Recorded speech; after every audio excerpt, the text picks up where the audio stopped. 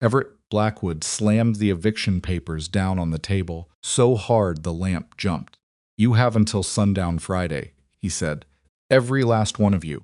The widow sitting across from him, a woman named Clara Hess, 62 years old, arthritic hands folded in her lap, didn't cry.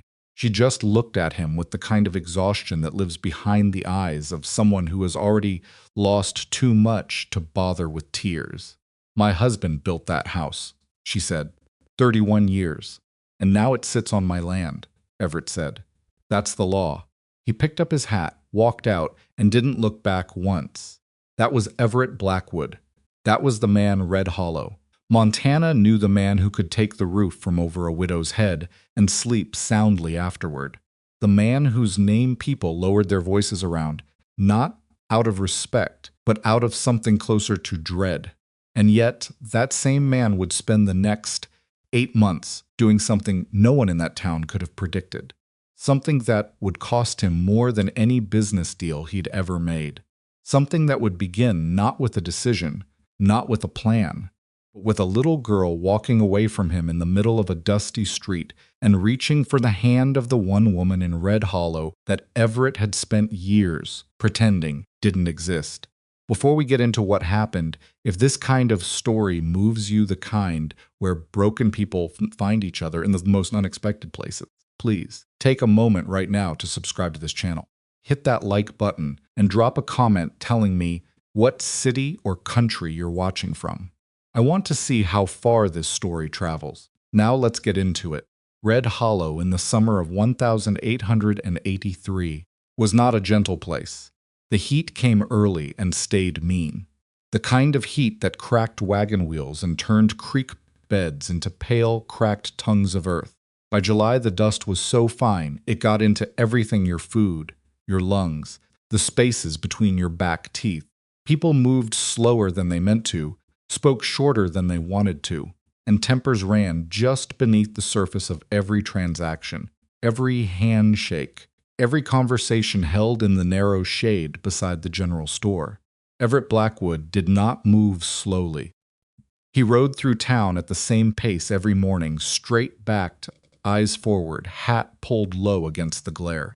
He was 44 years old and looked it in the way that men who have worked hard and grieved hard look it. Lines carved deep around his mouth, gray threading through his dark hair at the temples, a jaw that hadn't quite relaxed in 3 years.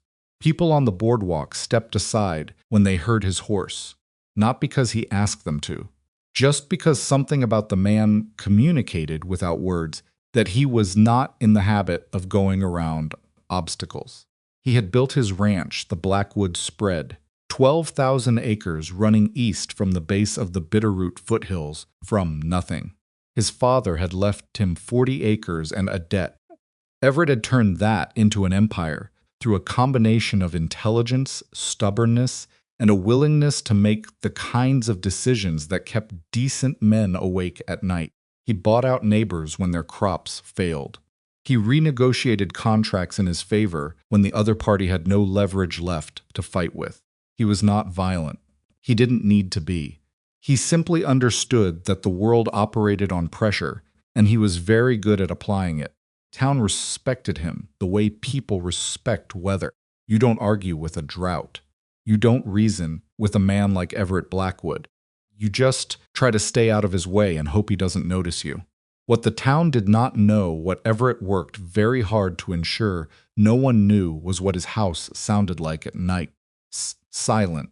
Not the natural quiet of a home at rest, but the particular silence of a child who has decided, somewhere deep in the unreachable part of herself, to stop.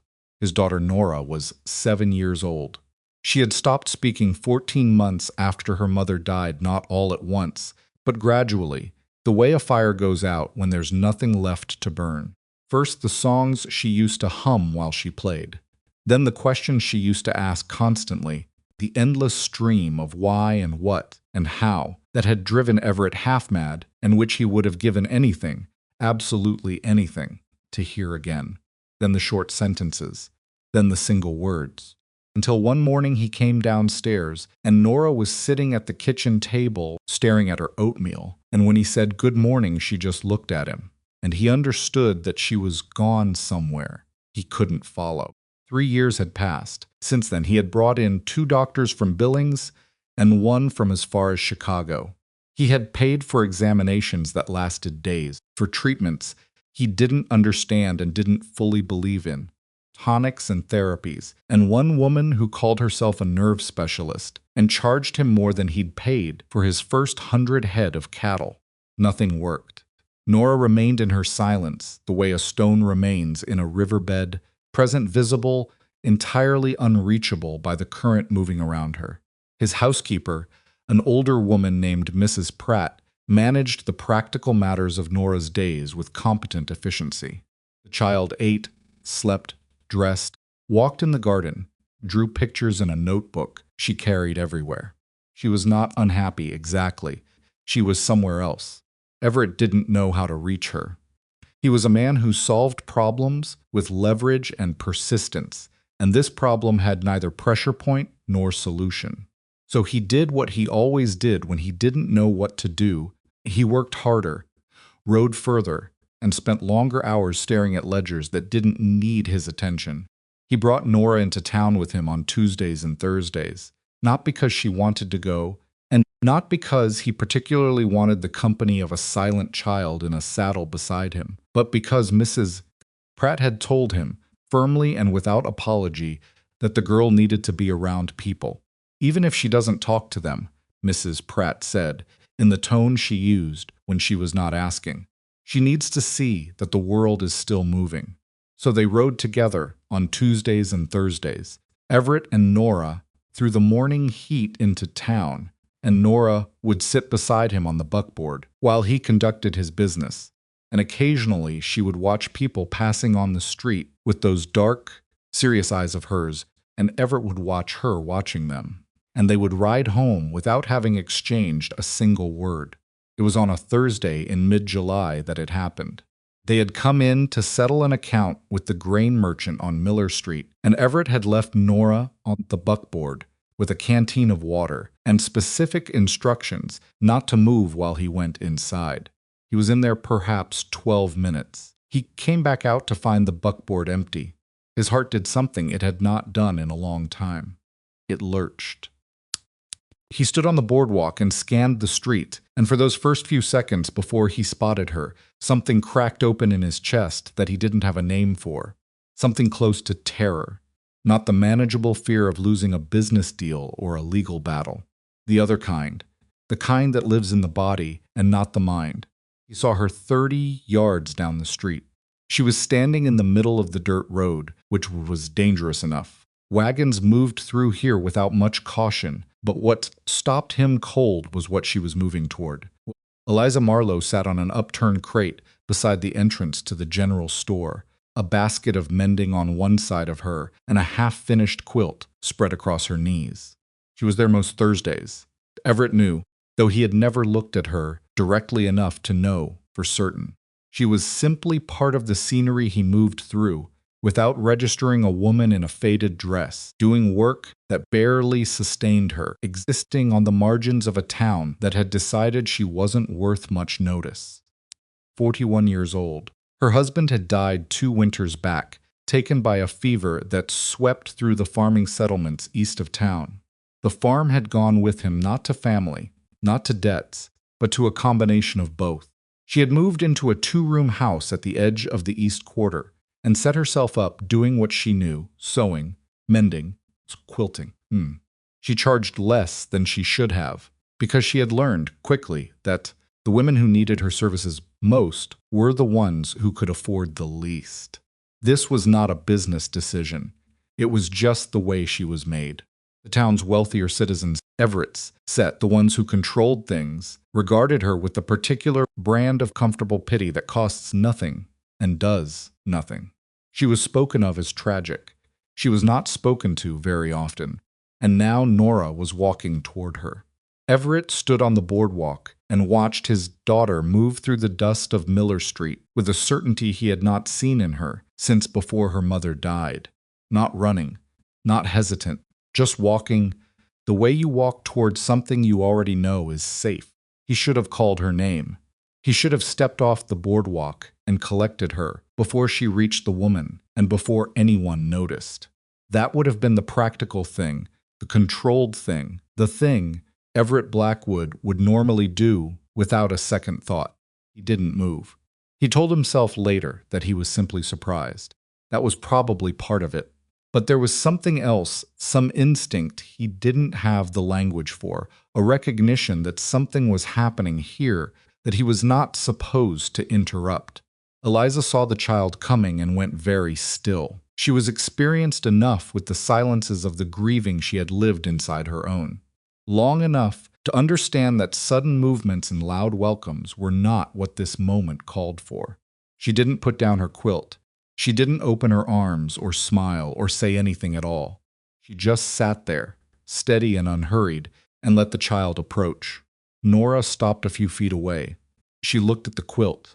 Corner of it had slipped from Eliza's knee and hung toward the ground, a triangle of color deep red and yellow, and a faded blue that might have been a man's shirt, once swaying very slightly in the hot air.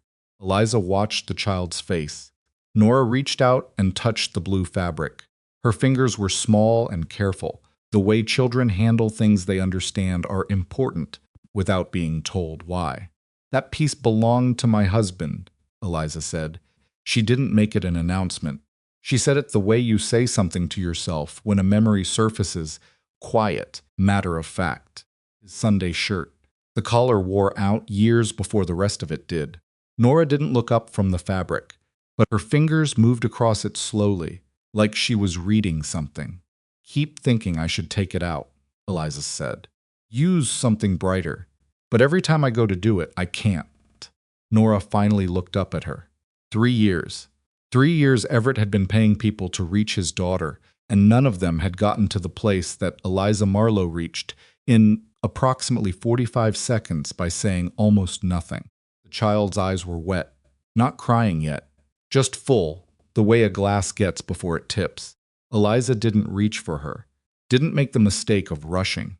She simply shifted on the crate, making room, and turned slightly toward the space beside her, and went back to her stitching, and left the invitation open like a door she wasn't going to close. It took Nora about 10 seconds. Then the little girl climbed up onto the crate beside Eliza Marlowe, pressed herself against the woman's side, put her face into the crook of Eliza's arm, and went absolutely still. Eliza set one hand on the child's back. She didn't speak. She just kept stitching, slow and even, and let the child be where she needed to be. Everett stood on the boardwalk and could not move. Around him, Red Hollow continued its business. A horse was being loaded. 2 men argued over a fence post beside the livery. The grain merchant's boy swept the front step. Nobody else seemed to notice. Or if they noticed, they were doing the polite thing and pretending not to. Everett finally walked down the 3 steps to the street. He crossed toward them slowly, taking his time, doing something he almost never did, giving the moment space. When he reached them, Nora didn't lift her face from Eliza's arm. Eliza looked up at him, calm and direct, without apology or performance. Just 2 people looking at each other across a child who had chosen, without anyone's permission, to place herself between them. "She's all right," Eliza said. Everett pulled off his hat. He didn't know why he did it. Force of habit when speaking to a woman, maybe, or something else. "I can see that," he said. An awkward silence. Not hostile. Just unfamiliar. Everett Blackwood was not accustomed to situations he hadn't initiated. "She found the blue piece," Eliza said, looking down at the quilt. "Children usually do." Everett looked at the fabric. His daughter was still touching, even pressed against the woman's side like she was sleeping. "Why's that?" Eliza thought about it.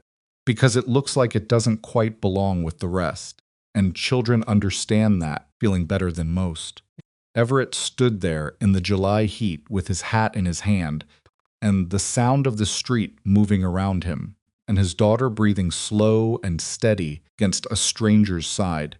And he felt something he hadn't felt in years, the specific discomfort of being in a situation where he was not the most capable person present. Then Nora did the thing that no one had expected. She turned her head just slightly, not lifting it, spoke. For the first time in 3 years, 2 words into the fabric of Eliza's dress. Quiet enough that Everett almost didn't hear them. But he did. Don't leave. He heard them. He stood there in the dust of Miller Street and heard his daughter's voice for the first time in 3 years. And it was directed at a woman he didn't know.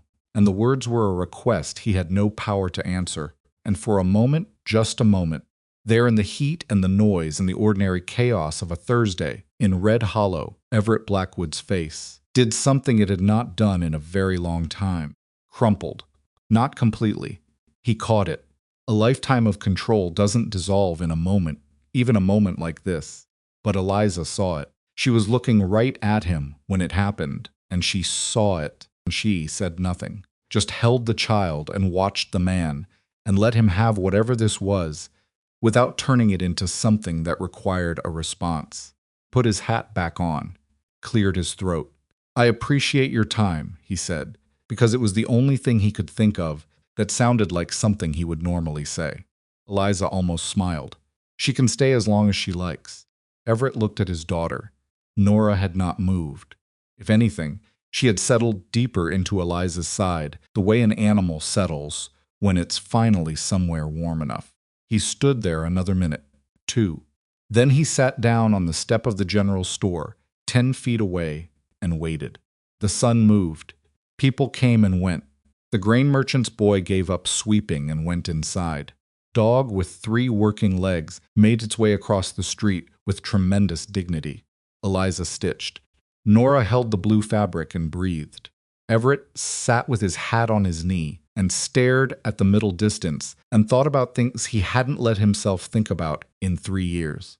About the night his wife had died, about standing in that room afterward and not knowing what to do with his hands, about Nora looking up at him from the floor where she'd fallen asleep 2 days later, and him not being able to pick her up because he was afraid that if he touched something that fragile, he would break it worse.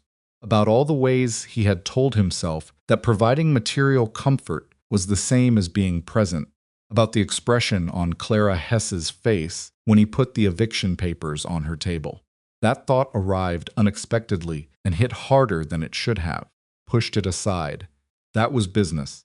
That was different. Except that Clara Hess had looked, in that moment, exactly the way Nora looked when she reached for the blue fabric, like someone whose hands were searching for something that used to be solid and wasn't anymore. Pushed that thought aside harder. When the sun began to angle into afternoon and Nora finally stirred, she sat up slowly and looked at Eliza with those serious dark eyes. And Eliza looked back. And something passed between them that Everett couldn't quite read an understanding of some kind of mutual recognition that had nothing to do with words and didn't need any. Nora slid off the crate. She turned and walked back toward Everett without being asked. Stood up. She stopped in front of him and looked up at him, and he looked down at her. And then she did something she hadn't done since she was 4 years old. She held up her hand, not reaching for him, offering. The way you offer something to someone and let them decide what to do with it. Everett took her hand, held it carefully, like it might break, it might vanish. They walked back to the buckboard together. He had Nora up on the seat and the reins in his hands before he turned back, once, to look at Eliza Marlowe, who had gone back to her stitching like nothing particular had happened. He looked at her for a long moment. She didn't look up. But she said, without missing a stitch, she knows where to find me. Everett turned the horse and headed home. He didn't sleep that night. He lay in the dark of his big empty bedroom in his big empty house and stared at the ceiling and listened to the sound of the ranch horses shifting in the stable. A coyote somewhere east, creak of the house settling against the summer heat, and he thought about a woman who had lost everything and kept stitching anyway. He thought about blue fabric cut from a dead man's Sunday shirt. He thought about his daughter's voice. Don't leave. He was not by nature a man who asked for help. Asking for help implied you had a weakness that couldn't be addressed otherwise, and Everett had spent most of his life arranging things so that every weakness could be addressed otherwise. But lying there in the dark, listening to his house breathe around him, he began to understand that there were things in this world that leverage and persistence and a well-timed legal document could not fix. He had his daughter's hand back. He didn't know what to do with that. He didn't know what the next step was, or whether there was a next step, or whether you could take steps in situations where the map had no markings. Thought about Eliza Marlowe sitting on that crate in the heat, steady as a fence post, expecting nothing, offering nothing except presence. And he thought, some things are worth more than I know how to calculate. He went back the following Tuesday. He told himself it was coincidence. He had business on Miller Street. He always had business on Miller Street, and if his route happened to take him past the general store around the same time, Eliza Marlowe was likely to be sitting outside with her mending basket. That was simply a matter of scheduling and nothing more. Nora knew better. She sat up straighter on the buckboard seat the moment they turned onto Miller Street, and her eyes went directly to the spot beside the general store entrance before Everett had even registered where they were. The child had a precision about her that sometimes unnerved him, a way of knowing things without being told, of reading situations that her silence seemed to sharpen rather than dull. Eliza was there. Same crate, same basket, different quilt square in her hands. She looked up when the buckboard rolled past, and something moved across her face. Not surprise exactly, more like a quiet confirmation of something she had already considered and decided how to respond to. Everett pulled the horse up without making a production of it. Nora was off the seat before he'd fully stopped, which was technically dangerous, and which he did not remark on. This time, Eliza did move. She shifted the basket to make room and patted the crate beside her, with 2 fingers an invitation so small it could have been missed, and Nora took it without hesitation. They settled together with the ease of people who have been doing this for years, which made absolutely no logical sense, given that they had met exactly once, 4 days ago, for approximately 2 hours. Everett climbed down from the buckboard and stood there with the reins in his hand, looking at the 2 of them. "You're back," Eliza said. Not accusatory, not particularly warm either, just a fact she was noting. "I have business on this street," Everett said. "You have business on most streets," she said, and went back to her stitching. He wasn't sure if that was an observation or a criticism. With some women you could tell easily. With Eliza Marlowe he found, somewhat to his irritation, that he could not. He tied up the horse and went inside to conduct his actual business, which took about 7 minutes. And then he came back out and stood near the buckboard and watched his daughter and this woman sit together in the heat and not say much of anything, and he thought, I should get back. I have things to do. There are contracts on my desk. There is a surveyor coming at 3 o'clock. He stayed for an hour. He stood, mostly. He was not built for sitting and doing nothing, and the step of the general store put him in the path of foot traffic, so he stood beside the buckboard with his arms crossed and watched Miller Street conduct its business and occasionally let himself look over at Nora. She was talking. Not constantly, not in the flowing way she used to before her mother died, when she had been a child who approached language the way some people approach food, enthusiastically and without much discrimination. But she was talking. Small things.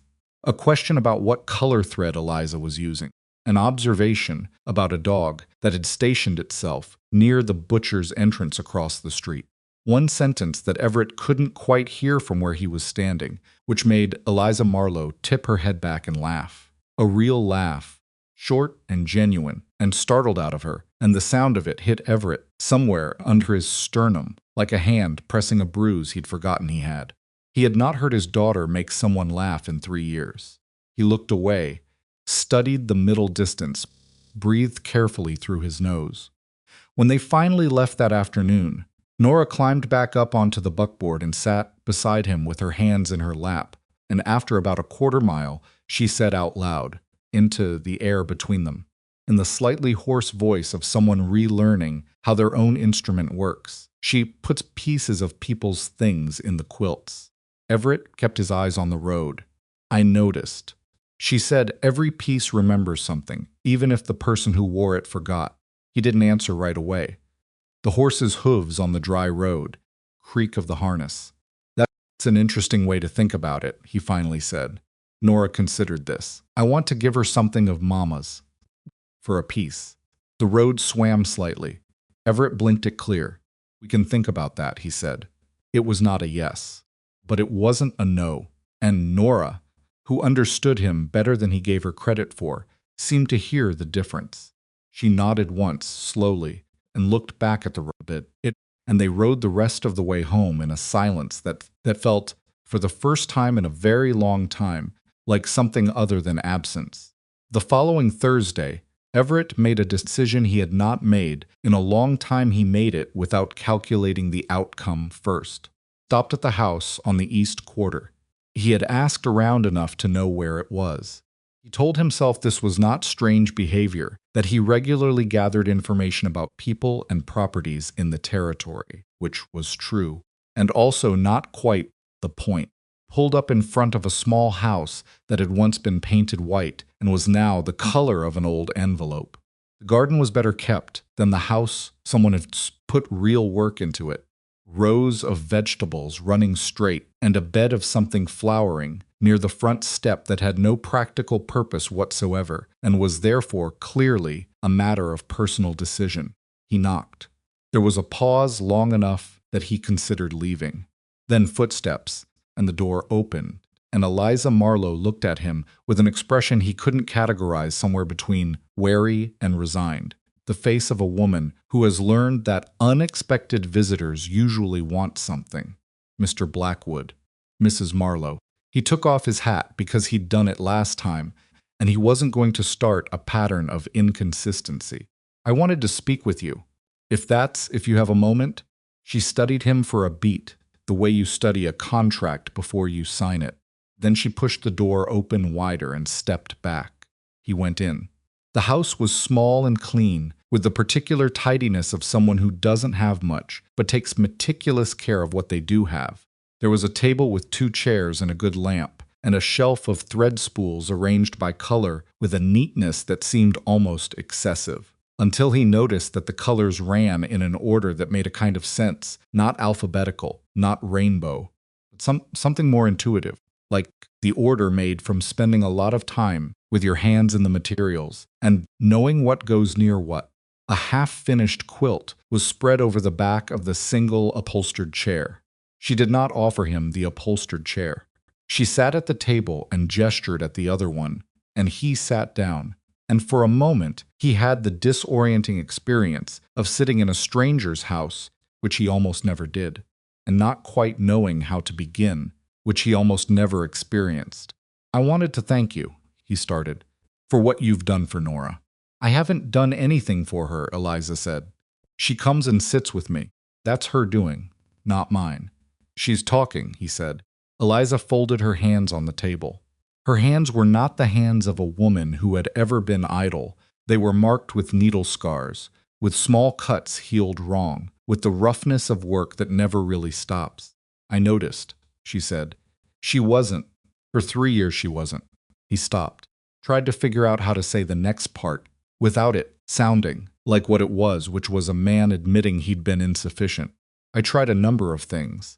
None of them worked. Eliza looked at him steadily. She didn't say anything reassuring, which he noted. Most people, when a man like Everett Blackwood acknowledged a failure, rushed to soften it, to redirect, to tell him he'd done everything right. Eliza Marlowe just looked at him and waited. I'd like to pay you, he said, for your time, for whatever you're doing, for sitting with her, for talking with her. I'll pay a fair rate. The temperature in the room dropped about 10 degrees. It wasn't anything Eliza did physically. She didn't move or raise her voice or change her expression dramatically. But something shifted behind her eyes, a closing, a hardening, the face of a woman who has been underestimated before and is very tired of it. No, she said. I didn't mean. I know what you meant, she said. And the answer is no. I don't take money for sitting next to a child who needs company. That's not a service I provide, Mr. Blackwood. That's just being a person. He felt the rebuke land and stayed with it rather than deflecting. That was new. I apologize, he said. That was the wrong approach. She looked at him for a moment, reassessing. Apparently decided he meant it. Some of the hardness eased not entirely, but some. She's a remarkable child, Eliza said, and the warmth in her voice when she said it was immediate and unguarded, the first entirely unguarded thing he had heard from her. Whatever silence she's been carrying, she's been thinking inside it. You can tell. There's a lot going on behind those eyes. There always was, he said, even before. Eliza nodded slowly. She told me she wants to give you something of her mother's, he said, for one of your quilts. Eliza went very still. She told you that? She did. She's been talking to you. He heard what she was really asking. Some, he said, more than before. He paused. I'm not sure she knows what to do with me. I'm not sure I know what to do with her. Where? He stopped, looked at his hat on the table, looked back. We're working on it. Eliza was quiet for a moment. Then, what did she want to give me? She didn't say. I imagine she has something specific in mind. He met her eyes. Particular. Yes, Eliza said, and now there was something almost like a smile in it. She is. He left 10 minutes later, without having accomplished anything he'd planned to accomplish when he knocked on that door, and somehow, feeling like the visit had been more useful than most meetings he sat through in his own office. He didn't examine that feeling closely. He was not, in general, a man who examined feelings closely, but it sat with him on the ride home in a way that was not entirely unpleasant. Trouble began the week after. It started with a conversation Everett had no intention of having, in a place he hadn't planned to be. He was coming out of the land office on a Tuesday afternoon when he nearly walked into Gerald Fitch, who was Red Hollow's most prominent banker and who had the particular quality of a man who always positioned himself slightly too close and spoke slightly too loud, as though the world required constant reminding of his presence. Blackwood. Fitch fell into step beside him. I've been meaning to ask you something. Everett kept walking. He had learned years ago that Gerald Fitch's questions always benefited from being answered while moving, because it was easier to conclude a conversation with a man you were physically departing from. People are talking, Fitch said, about you and that widow woman, the seamstress. Everett did not slow down. People talk about everything. I'm not saying it's my business. Fitch said this in the tone of a man who was absolutely about to make it his business. But your daughter being around her regularly, publicly, people draw conclusions. You understand. Everett stopped. He turned to look at Fitch, and something in the way he did it very slowly, very completely made the banker take a small, involuntary step backward. What kind of conclusions? Everett said. It was not a question. Fitch adjusted his collar. She's not. She doesn't exactly come from circumstances that reflect well on a family of your standing. Her husband left debts. She lives in that house on the east side, doing mending for people who can't afford the better shops. I'm just saying there are expectations attached to a man in your position. And I know what's attached to my position, Everett said. Built it. Fitch opened his mouth. Everett said, my daughter sat in silence for 3 years. She is speaking now. If you have something to say about the circumstances under which that occurred, say it plainly, and then I'll say something plainly back, and we'll see how the conversation goes from there. Fitch said nothing. Everett turned and walked away. He was 2 blocks down the street before he realized his hands were shaking not with fear, but with something older and less controlled, the kind of anger that comes from a place deeper than reason. Stopped, pressed both hands flat against the side of a building, breathed. He thought about Eliza Marlowe sitting on that crate in the heat, doing honest work, asking nothing from anyone, and the idea that her circumstances were something to be embarrassed by made him feel, with a clarity that surprised him, disgusted. Not at Fitch specifically. Fitch was a small man doing what small men do. At himself at every time he'd moved through this town and registered people, like Eliza, as scenery. The years of looking past her without looking at her. He pushed off from the wall and went to finish his business. He was in a foul temper for the rest of the day. What he didn't know yet was that Fitch's conversation was not isolated. It was the opening move in something more organized, and it had been prompted not by personal concern, but by practical interest. Two of the properties on the East Quarter were in a position to be purchased cheaply if certain current residents could be pressured to move on. Eliza Marlowe's house was one of them. He didn't know that yet. He would know it very soon. The invitation he sent to Eliza was simple and, by his own admission, not particularly eloquent. He had his housekeeper, Mrs. Pratt, deliver it a folded note on plain paper, because using his formal stationery would have been absurd, and also because he wasn't sure what category this invitation fell into, and didn't want to categorize it incorrectly. It said, "Nora would like to visit with you on Saturday afternoon, if you are free and agreeable. You are welcome to come to the ranch. There will be food. E. Blackwood." Mrs. Pratt returned with a reply, written on the back of the same note, in handwriting that was neat without being precious. "Will come Saturday. E. Marlowe."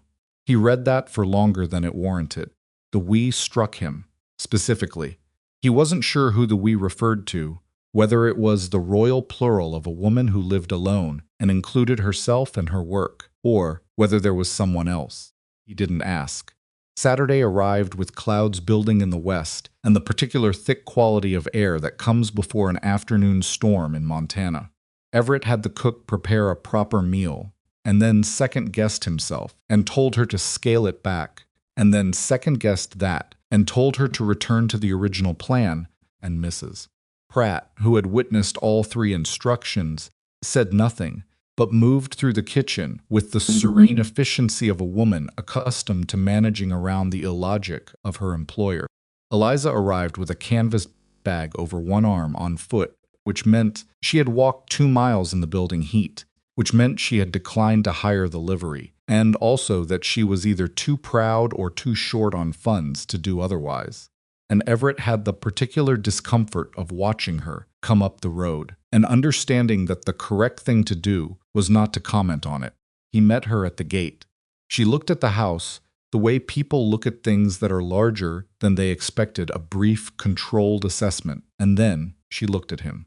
"Nice place," she said, with the slight flatness of someone who finds large houses faintly absurd. "It's too big," he said, which surprised him as much as it seemed to surprise her. He hadn't planned to say that. He just said it because it was true. She tilted her head, reconsidering something. "The garden needs work," she said, looking past him at the side yard. "The garden has been the same for 8 years. "I know," she said, and walked past him toward the door. Nora appeared on the porch before Eliza had finished climbing the steps.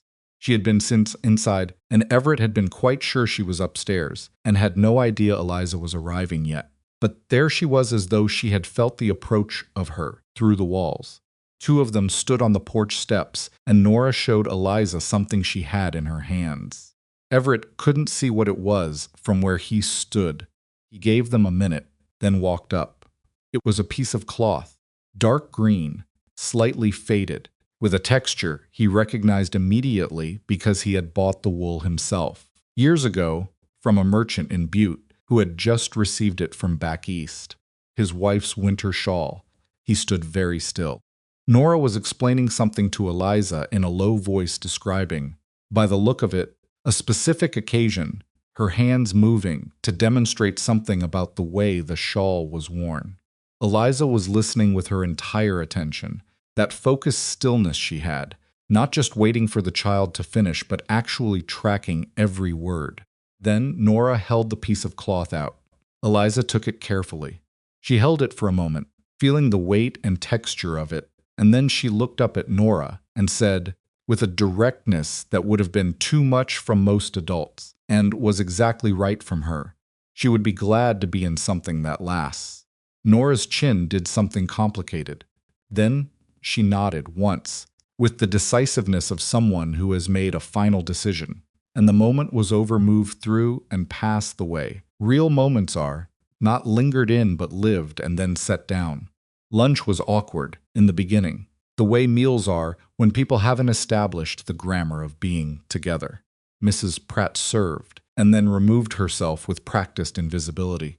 Everett sat at one end of the table, and Eliza at the other, and Nora between them, and the table was, as he had noted himself, too big. Eliza solved it by simply moving her plate 3 feet to the left, without asking permission, putting her between Nora and the window, and turning the space around her into something smaller and more manageable. It was such a direct, unbothered thing to do that Everett almost laughed. "Table's too big," she said as though he'd asked. "I know," he said. The conversation that followed was not smooth.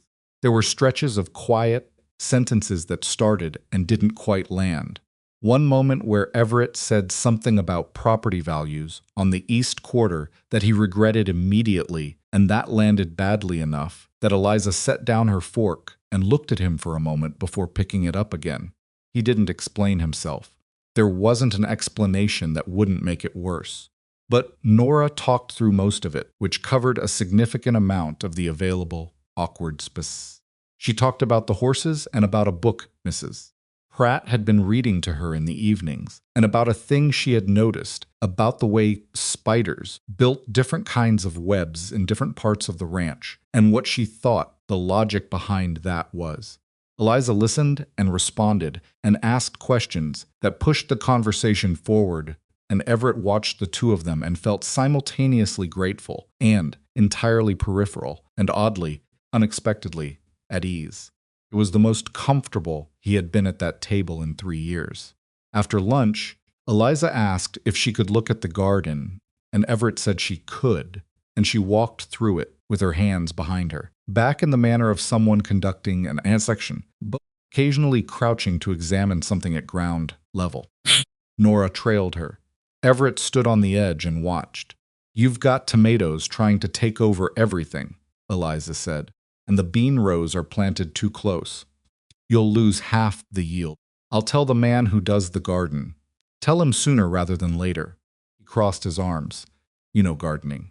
"I know most practical things," she said, without self-congratulation, as though it were simply a fact about herself. "When you have to, you learn what you need." He looked at her crouched over the bean rows, Nora beside her, examining the same thing with the same focused attention. The storm clouds had moved closer, and the light had gone flat and green, the way it does before a Montana afternoon storm when the air holds its breath. "Can I ask you something?" he said. She looked up. "Piece you put in from her Nora's mother. What do you do with the quilt once it's done?" Eliza stood up, brushed dirt from her hands. "Depends on what it turns out to be," she said. "Sometimes they want to be kept. Sometimes they want to be used. How do you know which?" She considered this seriously, the way she considered most things. "Look at the pieces," she said. "If the people they came from were the kind of people who wanted to be remembered, it wants to be kept somewhere safe. If they were the kind of people who wanted to still be useful." She paused, glanced at Nora. "You make something that gets used every day." Everett thought about his wife, about who she had been, what she had cared about the fact that she had hated empty ceremony and loved useful things. "She'd want it used," he said. Eliza nodded, like she'd already known that. "Then it'll be that kind." The storm hit about 20 minutes later. The rain came hard and fast the way Montana summer storms do, giving almost no warning before turning from overcast to downpour. They were back inside by then, and Eliza and Nora were at the kitchen table, while Eliza worked on the quilt section with the green wool, and Everett sat across the room with his account books that he was not reading. The sound of the rain against the windows made the house feel smaller, warmer. He hadn't heard rain inside this house in a long time. He had heard it outside against the roof, against the ground in the night when he was awake, and wishing he wasn't. But this was different. This was rain with people in the house. Didn't say that. He wrote a number in his account book that was not a real number and stared at it. After a while, Eliza said, not looking up from her stitching, what happened to Clara Hess. It was not a question. Everett set down his pen. He had wondered when this would come up. It was a small town, and people talked, and Eliza Marlowe, whatever else she was clearly paying attention. "That was a business matter," he said. "I know what it was." Now she did look up. No hostility in it, no accusation that he could defend against. Just directness. What happened to her? He held her gaze. She relocated. I arranged for fair compensation. You arranged for compensation you considered fair, Eliza said. Different. He didn't answer. She lives with her daughter now, Eliza said. 4 people in 2 rooms. The daughter's husband doesn't want them there. Clara knows that. She looked back at her stitching. She doesn't complain about it. That's just something I'm telling you. The rain hit the windows. Everett sat with that information for a long moment. He was not unused to hearing that decisions he made had consequences for people downstream. He had told himself, for years, that the consequences were the result of the other person's circumstances, and not his decision specifically, that his only obligation was to operate within the law, which he did, and to negotiate in his interest, which he did. That argument felt thinner than it used to. I'll look into it, he said. Eliza glanced up sharply, as though checking whether he meant it. He held her gaze. I'll look into it, he said again. She held the eye contact for another moment, then went back to her work. Didn't thank him, didn't soften it, didn't make it more than it was. Picked up his pen. Outside, the storm shook the windows and ran the roads into mud, and turned the mountain behind the ranch into a gray shape barely visible through the rain. Inside, a needle moved through green wool, and a child showed her work to a woman who looked at it without condescending to it, and a man wrote things in a book he wasn't reading, and tried to figure out when, exactly. The walls he'd built around, everything had started to feel less like protection and more like a room he was trapped in. He looked up once. Eliza had turned toward Nora and was helping her thread something a needle. By the look of it, Nora having apparently decided she wanted to try. Eliza was guiding the child's hands with a patience that was not performed, just present, the kind of patience that lives in people who have been through enough that they no longer need to hurry things. And Nora was concentrating with her whole face, the tip of her tongue showing at the corner of her mouth, a thing she had done since she was 2 years old when she was working hard at something. Everett looked at this for a moment that went on longer than he intended. Then he picked up his pen and went back to his numbers, and tried not to let on that he was someone who hadn't known, until right now, how hungry he'd been for the sound of ordinary life inside his own house. 3 days later, he went to see about Clara Hess. It was not a comfortable visit. He drove to the daughter's house, himself, without sending anyone ahead, which was not how he normally handled these things. He normally worked through intermediaries, through letters and legal representatives, through the buffer of professional distance. Going himself meant there was no buffer, and he had known that when he decided to go, and had gone anyway. Clara answered the door. She looked at him with the same exhausted steadiness she'd had in his office when he'd put the papers on her table. She did not appear frightened. She did not appear pleased. She appeared to be a woman who had made her peace with whatever came through her door. Mr. Blackwood, she said. He took off his hat. I owe you better than I gave you, he said. I'd like to make that right if you'll let me. Clara Hess looked at him for a long moment, looking for something, he thought, looking for whether it was real. Whatever she found, she decided to believe him, because she stepped back and held the door open. He went in. The 4 people in 2 rooms were their daughter, her husband, who looked like a man holding himself very carefully together, 2 children under the age of 6, who didn't care about any of it and were building something on the floor out of sticks and string. He sat at their table. Without being invited to, and without the power of the man who owned the land and figured out what was actually fair. Took a while. When he left an hour later, he had agreed to a number that he had not calculated in advance and which his accountant would later tell him was unnecessarily generous. Told his accountant he understood that and moved on to other business. He didn't tell Eliza what he'd done. He didn't tell anyone. He was not interested in being thanked for it. But 2 days later, on a Thursday afternoon on Miller Street, when he pulled up the buckboard and Nora went to sit with Eliza and he stood near the horse, Eliza looked over at him with an expression he hadn't seen on her face before, something that was not quite gratitude because she hadn't thanked him, and not quite warmth because they hadn't arrived there yet. something in between, something that had the quality of a door that had been closed and was now, without ceremony, open. She didn't say anything about it, neither did he. But when Nora made some comment that Everett couldn't hear from where he stood, and Eliza tipped her head back and laughed again, that same short, genuine, startled laugh this time, Everett didn't look away. He stayed with it for a moment, let himself hear it, let himself understand that some sounds, once you've been missing them long enough, are worth standing in the heat of a Thursday afternoon to be near. Then he looked back at the road and the traffic on Miller Street, and the mountains at the edge of the sky above the roof lines. He had not felt easy in his own skin in 3 years. He was beginning to, by fractions, in ways he didn't have the vocabulary to account for, in ways that had nothing to do with leverage or contracts or the careful management of distance. He did not know yet what it would cost him. He was about to find out. The thing about Gerald Fitch was that he never did anything directly. Everett had known this about the man for years, and had found it useful when their interests aligned and manageable when they didn't. Fitch operated through suggestion, through the careful placement of information in the right ears, through the slow accumulation of small pressures that individually looked like nothing and collectively looked like weather, inevitable, impersonal, nobody's fault specifically.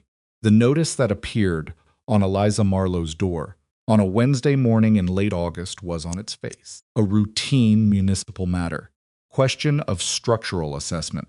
The East Quarter properties, it explained in the careful language of officialdom, were being reviewed for compliance with the territorial building standards most recently updated in the spring session.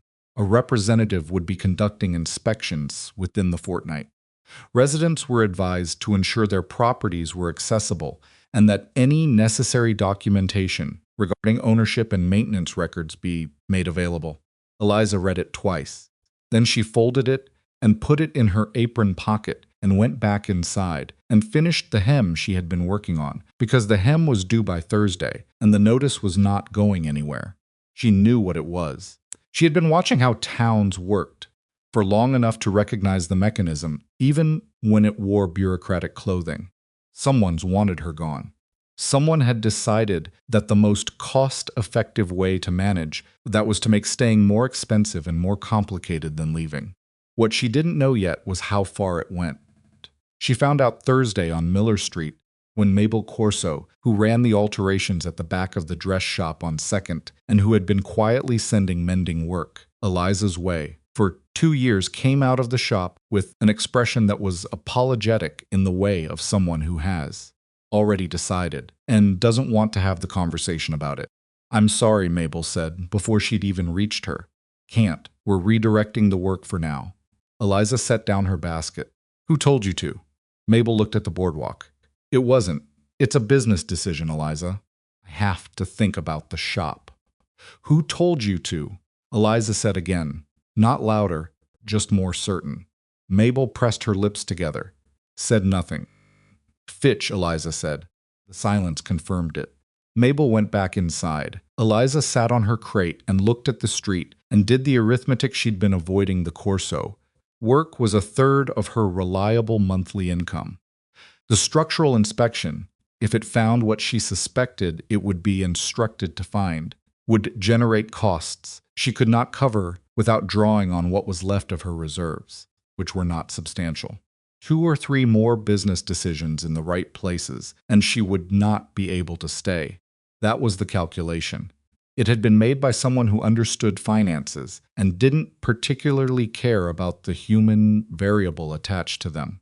She thought about the irony of that and found it only mildly funny. She was still sitting there. 20 minutes later, when Everett's buckboard came down Miller Street, he saw her face before he saw anything else, and he pulled the horse up sharper than usual. Nora climbed down and came to her side immediately, with the animal accuracy she had for Eliza's emotional states. She didn't ask what was wrong. She just positioned herself next to Eliza on the crate and took up the corner of the nearest quilt piece and held it, which was what she did when she was offering presents without pressure. Everett tied the horse and crossed to them. What happened? He said.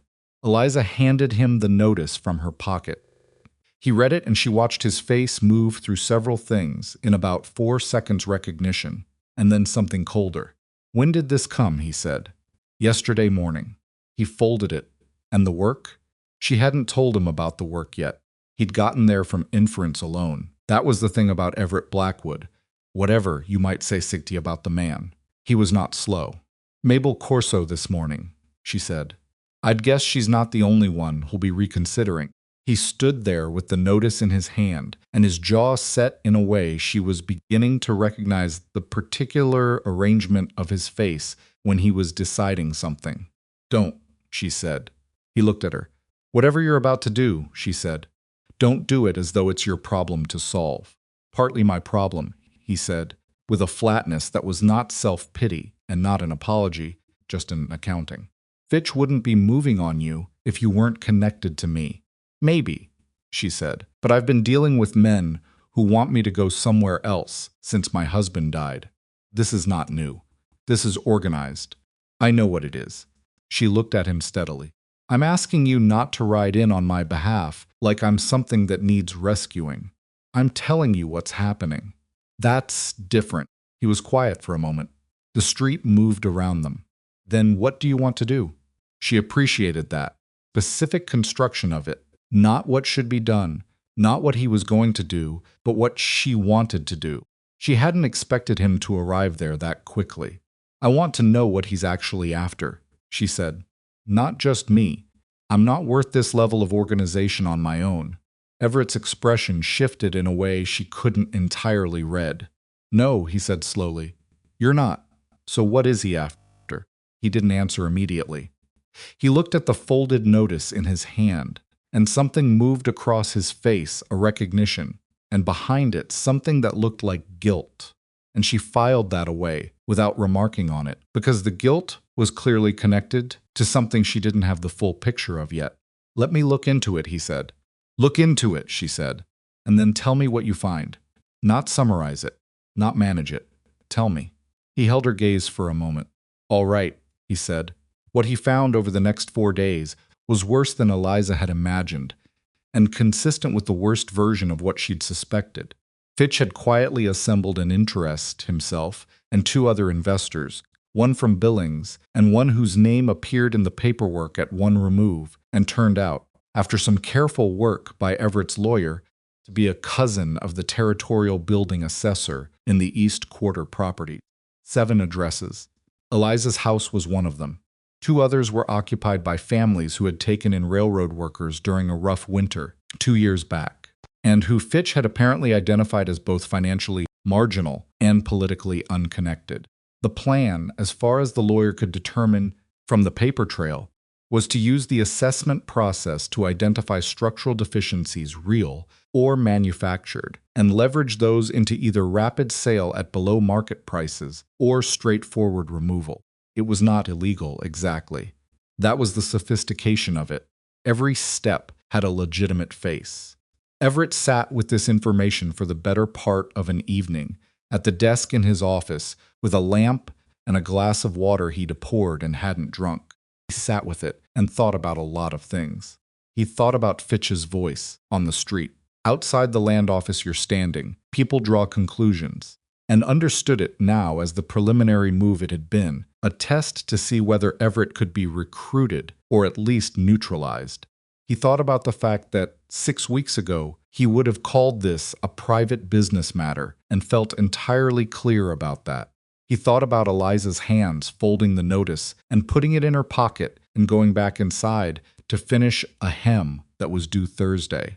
He thought about Clara Hess. He thought about whether he was a different man than he had been in March, and whether thinking you were a different man was the same as being one, and was the same as being one, and whether good intentions meant anything when the actual work of them was still ahead. Picked up his pen and began to write. He sent his lawyer to Fitch the following morning with a letter. He did not go himself, because he understood that going himself would make it about the 2 of them, about territory, about masculine hierarchy. about which man controlled more of the board, and that framing would ultimately produce a negotiated outcome that left Eliza and the other residents as variables rather than the actual point. The letter was precise and legal in the front of it, and considerably less legal in the back, not threatening, exactly, but factual in the way that certain facts, clearly stated, constitute a threat without requiring the word to appear. It detailed what Everett's lawyer had assembled about the investment group and the assessor's cousin, and noted that these facts had been shared, as a matter of professional interest, with a newspaper correspondent in Billings who covered territorial business. It expressed Everett's expectation that the East Quarter assessment would proceed with the appropriate independence, and that any questions of property transfer in the area would be conducted without pressure or manipulation. It was signed with his full name and no pleasantries. Fitch folded the letter and put it in a drawer and did not respond. The assessment proceeded. The assessor arrived on a Tuesday. A thin, nervous man named Carlyle had the look of someone who had received several different sets of instructions about this visit and was not entirely sure which ones to follow. He walked through Eliza's house with a notepad and spent a long time looking at a section of the back wall and an even longer time looking at the roof joists. And Eliza stood in the main room and watched him without speaking, and made him increasingly uncomfortable by the simple act of being a calm and attentive witness to his own behavior. He found no structural deficiencies. He found, in fact, that the house had been maintained with notable care for a property of its age, and that the garden, incidentally, showed evidence of productive soil management. He wrote this in his report. He appeared by the time he left to be a man who had made a decision that he felt slightly better about himself for having made. Eliza read the report when it was filed and sent Everett a note that said, "Clean. Thank you for whatever you did. I mean the first part. The second part, I'll deal with myself." He read that note twice before he understood what she was telling him. Then he put it in the same drawer where he kept things he didn't want to lose. Threat from Fitch receded. It didn't disappear. Men like Fitch didn't disappear. They repositioned, but the immediate pressure eased, and Mabel Corso sent 2 more alterations jobs to Eliza's door by the end of the week, though she didn't come herself to deliver them. Eliza took the work and didn't require an apology for its temporary absence, because she was not interested in collecting apologies from people who were operating out of fear. She was interested in being able to pay her own rent and keep her garden going and do her work, and she was managing all 3. What shifted in September quietly, without announcement, just a change in the texture of things, was the shape of Everett's visits. He had, without either of them quite deciding this, begun to spend time on the East Quarter without business justification. He would stop by on a Thursday evening after his ledgers were balanced, or on a Sunday morning when there was no reason to be in town at all. He would sit on the step outside Eliza's house while she worked in the garden, and sometimes he would help badly, at first in the manner of a man who knows how to manage land on a large scale and has never actually put his hands in a kitchen garden, and she would correct him without ceremony, and he would adjust and try again.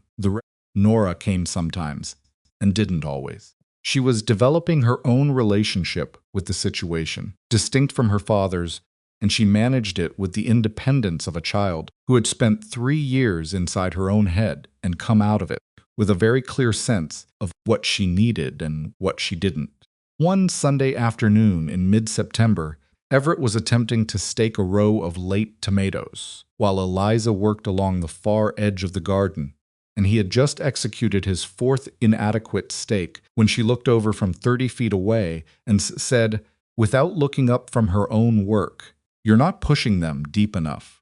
Storm comes, and they'll all go sideways." "I can see that," he said, pulling the stake out to try again. "You need to commit to it." "I am committing." "You're being careful," she said. "That's not the same thing. You push it in, like you're afraid of breaking something. Just push it in." He looked at the stake, pushed it in properly. "There," she said. He staked the rest of the row without further commentary. She moved along the far end without looking up. The sun was going flat and golden the way it does in Montana in September, and somewhere down the street, two children were conducting an argument about something that didn't concern either of them. And it was, Everett thought, a very ordinary Sunday afternoon. Could not remember the last time he had had one of those. "Eliza," he said. She looked up. He had not planned to say anything. He had planned to finish the tomatoes and go home, and not say the thing he was thinking. But he'd been not saying it for several weeks, which was longer than he'd expected to be able to manage, and he was apparently done managing. He stopped. "Started again. When I come here. What is it that you—" Another stop. He was not in general a man who had trouble with words. He found the experience both irritating and, in a strange way, fair. "Do you want me here?" he said. Specifically, she put down what she was doing. She looked at him across the rows of tomatoes with that steadiness she had, the one that was not coldness and not warmth, but something before both of them, a real looking, an actual taking of stock. "I wouldn't let you come back if I didn't," she said. "You know that. I know that," he said. "I want to know what it means." She was quiet for a moment. "I don't know yet what it means," she said. "I know what I don't want it to be. Tell me." "I don't want it to be gratitude," she said, "from either of us. I don't want to be with someone because he stood up for me once, and I don't want someone to be with me because they feel they owe me something for what happened with Nora. It isn't that. Maybe not for you, but I need to be sure it isn't for me either." She looked at him directly. "I haven't let myself want anything in a long time. I got careful, and I need to move carefully here because I'm not." She paused.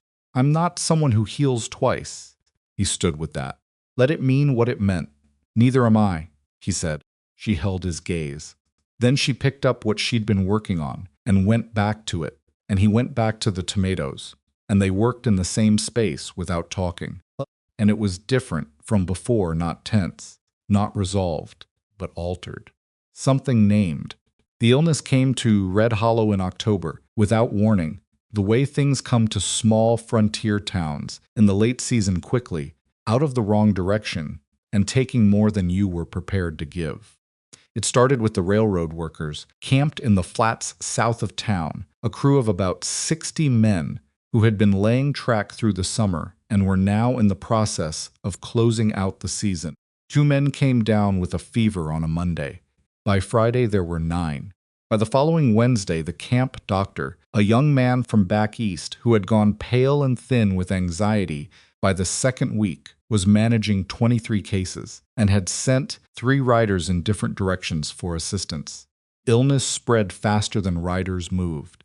By the end of October, it had crossed from the workers' camp into the poorer households of the East Quarter, the places where families had taken in seasonal workers as boarders to cover their own winter costs. 4 children under 8.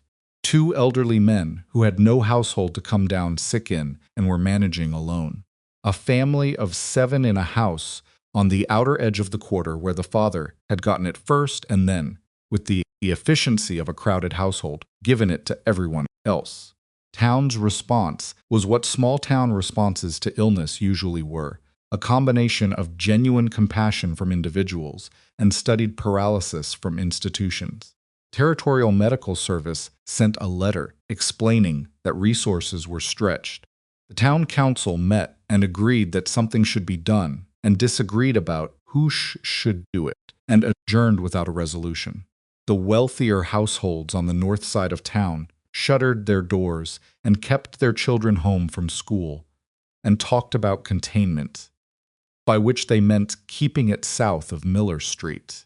Gerald Fitch suggested, at a gathering of the local business association, that the railroad company ought to be held financially responsible for the outbreak, and that, until they were, private resources ought not to be committed. He said this in the measured voice of a reasonable man. Several people nodded. Everett was at that gathering. He had gone because he was still, regardless of everything, someone whose presence in a room affected what was decided. He sat through Fitch's speech and the nodding and the conversation about liability and property exposure, and then he stood up. "I'm opening the lower warehouse," he said. the large space by the South Road. Anyone who needs a clean place to sleep and be cared for can go there. Starting tonight, the room went quiet in the way of a room in which someone has just changed the stakes. Fitch said, "That's a substantial commitment without knowing the scope or duration." "It is," Everett agreed. "And if it spreads to your workers? To your property?" Everett looked at him. "People are sick," he said, "in houses that can't manage it.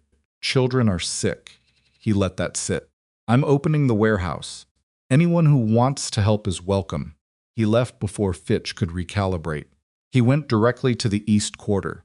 Eliza was already in it. He found her at the family of seven's house the husband had passed 2 days prior, and the wife and remaining 6 children were managing degrees of the illness while also managing grief and managing a household that was not equipped for any of the 3. Eliza had been in and out of the house for 4 days, bringing food and clean water, and sitting with the children through the bad hours and going home long enough to sleep before coming back. She looked up when he came through the door. Her sleeves were rolled past her elbows. Her hair was coming loose from its pins, and there was a quality to her face, not of someone who is struggling, but of someone operating at the absolute edge of what they have and doing it anyway. "You look terrible," he said. "Thank you," she said. "Hand me that cloth." He handed her the cloth. He looked around the room, the children distributed on pallets, and on the 2 beds pushed together, ranging from a boy of about 12, who was upright, and helping to a girl of about 4 who was not well, and very quiet. The wife was in the kitchen, trying to make something out of very little. He took off his coat. He had been all his adult life a man who managed from a distance, delegated the physical work, who made decisions and signed papers and sent others to execute. He had not cleaned a floor or carried water or changed a sick child's dressings in his life, and he understood, standing in that room, that those absences were going to be visible for the next several hours. "Tell me what needs doing," he said to Eliza. She looked at him, read something in his face. "The water barrel needs refilling from the pump 2 streets over. The 12-year-old, his name is Tom, has been doing it, but he's been going since before sunup, and he needs to stop."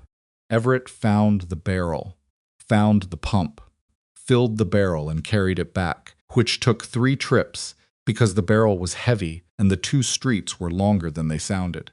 He did not make any calculation about what this looked like or who might see him. He just carried the water. He came back to the house, and Tom, the 12-year-old, looked at him with the expression of a boy who had been carrying adult weight for 4 days and was almost too tired for relief. "I've got the water," Everett said. "What else needs doing that you've been doing?" Tom told him.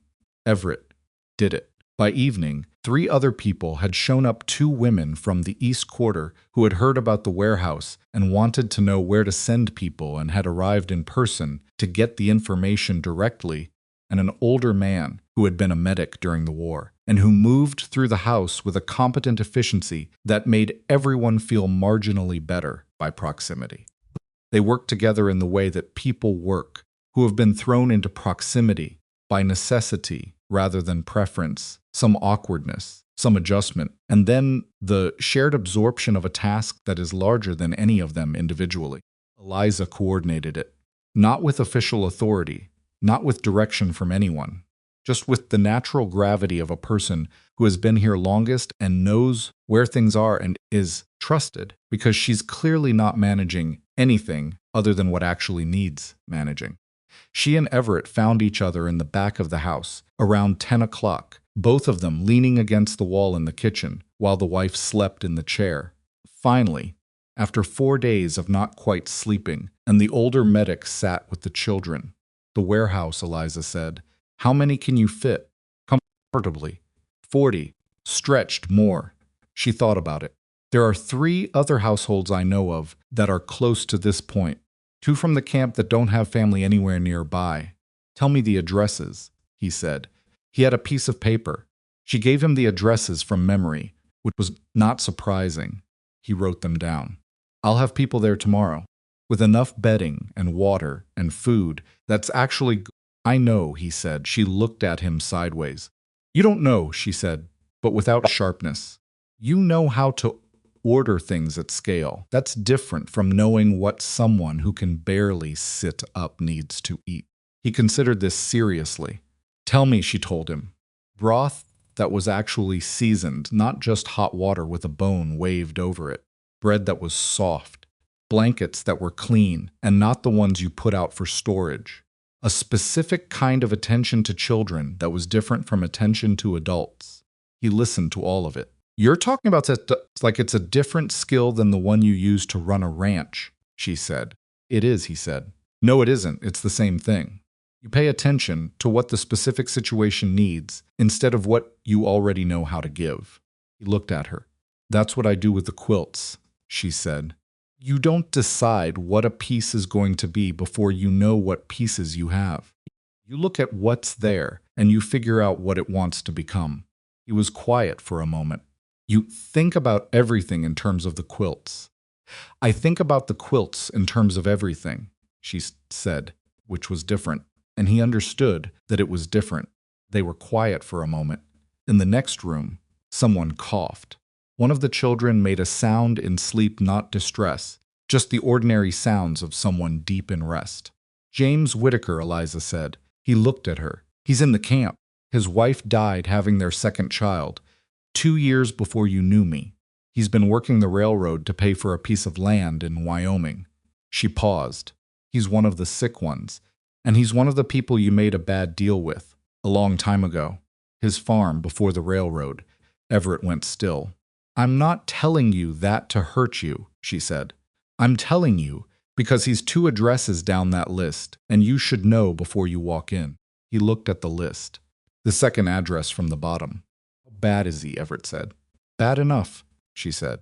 He's strong, but it's been a week. He folded the list and put it in his pocket. All right, he said. He won't want to see you, she said. He might say things. He'd have the right. She looked at him. Yes, she said. He would. They stood in the kitchen of a stranger's house at 10 o'clock on an October night, both of them tired in the way that goes past muscles into something more fundamental. And the conversation they were having was not the one Everett would have expected to be having with anyone. And he was not the man who would have been having it 6 months ago. And he wasn't sure exactly when the change had happened, or whether it was irreversible, or what it was going to cost him. But he was standing here, and that was not nothing. Go home and sleep, Eliza said. You won't be useful tomorrow if you don't. What about you? I'll sleep here. She nodded toward the main room. Someone should stay. I can stay, he said. She looked at him steadily. You can come back in the morning, she said. Early. Bring the things on the list. She pulled a second piece of paper from her apron pocket. She had already written the list, it turned out, before he'd even arrived. Of course she had. He took it. He went home. He did not sleep well, but he slept enough, and he was back at the East Quarter before 6 in the morning, with a wagon loaded with what the list specified. He worked through the morning, alongside Eliza and the others, moving between the sick households and the warehouse, and at some point in the early afternoon, he found himself at the second address from the bottom. He knocked. A man's voice from inside, rough with fever. It's open. He went in. James Whitaker was on a pallet near the window, a big man made thin, the kind of thinning that happens fast and leaves the face looking like something essential has been redistributed. He was conscious. His eyes, when they focused on Everett, went through several things in quick succession and settled on a controlled fury that was, at its depth, simply pain. Blackwood, he said. Whitaker. Everett crouched down because the man couldn't sit up and standing over him was not an option. Brought supplies from the warehouse. Food and medicine and clean water. You can put it down and go, Whitaker said. I will, Everett said. In a minute. Whitaker's jaw tightened. I'm not here to apologize, Everett said. Don't think an apology covers the distance. He put the supplies down as he spoke, not making Whitaker watch him hold them. I'm here because there are sick people in this camp, and you're one of them, and I have resources, and you need them. And that's a transaction I can make, regardless of our history. Whitaker said nothing. But I want you to know that I know what I did, Everett said. He was looking at the man directly. not performing. Just saying it. The farm. The terms I offered. I knew what position you were in, and I used it. The silence in the room had a particular texture. You have every reason not to want me here, Everett said. I'll respect that when you're well.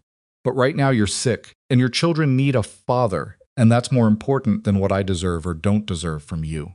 Whitaker looked at the ceiling for a long moment, then without warmth, but with the gravel of a man who has made a practical decision. The water first, he said. I've been 2 hours without. Everett poured it. He stayed another 40 minutes, doing what needed doing, and Whitaker spoke only to direct him this. There, the other thing, and when Everett finally stood to go, Whitaker said, without looking at him, I'm not forgiving you today. I know, Everett said. Think about it. Everett looked at him. The man had his eyes still on the ceiling, jaw set. The expression of someone negotiating with himself over something costly. That's more than fair, Everett said. He went out into the October air and stood for a moment with his hand on the door of the wagon. Eliza was down the street, coming out of the next household, and she saw him and read his face from 30 feet away and knew something significant had happened without knowing what it was. She didn't ask. She walked toward him and handed him a new piece of paper more addresses, the situation expanding, and said, There's a family on the outer road who just sent their boy for help. Can you go? He took the paper. Yes, he said, and he went. The outbreak lasted 31 days. Everett counted them afterward, not because he had been keeping track during he had not. He had barely been keeping track of what day of the week it was, but because when it was finally over and the warehouse emptied and the last family went back to their own house, he sat down at his desk and tried to account for the time and found he had to reconstruct it from memory and from the supply receipts that his ranch foreman had been collecting during the weeks when Everett was not present enough to file them himself. 31 days, 12 households, 47 people at the peak of it, sleeping in the warehouse on the pallets they'd carried in from the surrounding farms and ranches. 3 deaths, an elderly man from the camp who had been sick before the outbreak, a woman of 52 whose lungs had never been strong, and one of Whitaker's children, a boy of 6, which was the one that hit the warehouse hardest, and from which the collective mood did not fully recover, even as the overall situation improved. Nora had known about the boy. Eliza had told her carefully one evening when Nora came to the warehouse with Mrs. Pratt to bring food. Nora had sat with that information for a long time without speaking, and then she had gone to find Whitaker's wife, a woman named Ruth, who was herself only, now recovering, and sat beside her for 2 hours without saying anything, the way she had once sat beside Eliza on a crate in Miller Street. Ruth Whitaker had cried for the first time since her son died, sitting next to a 10-year-old girl who didn't say a word and didn't need to.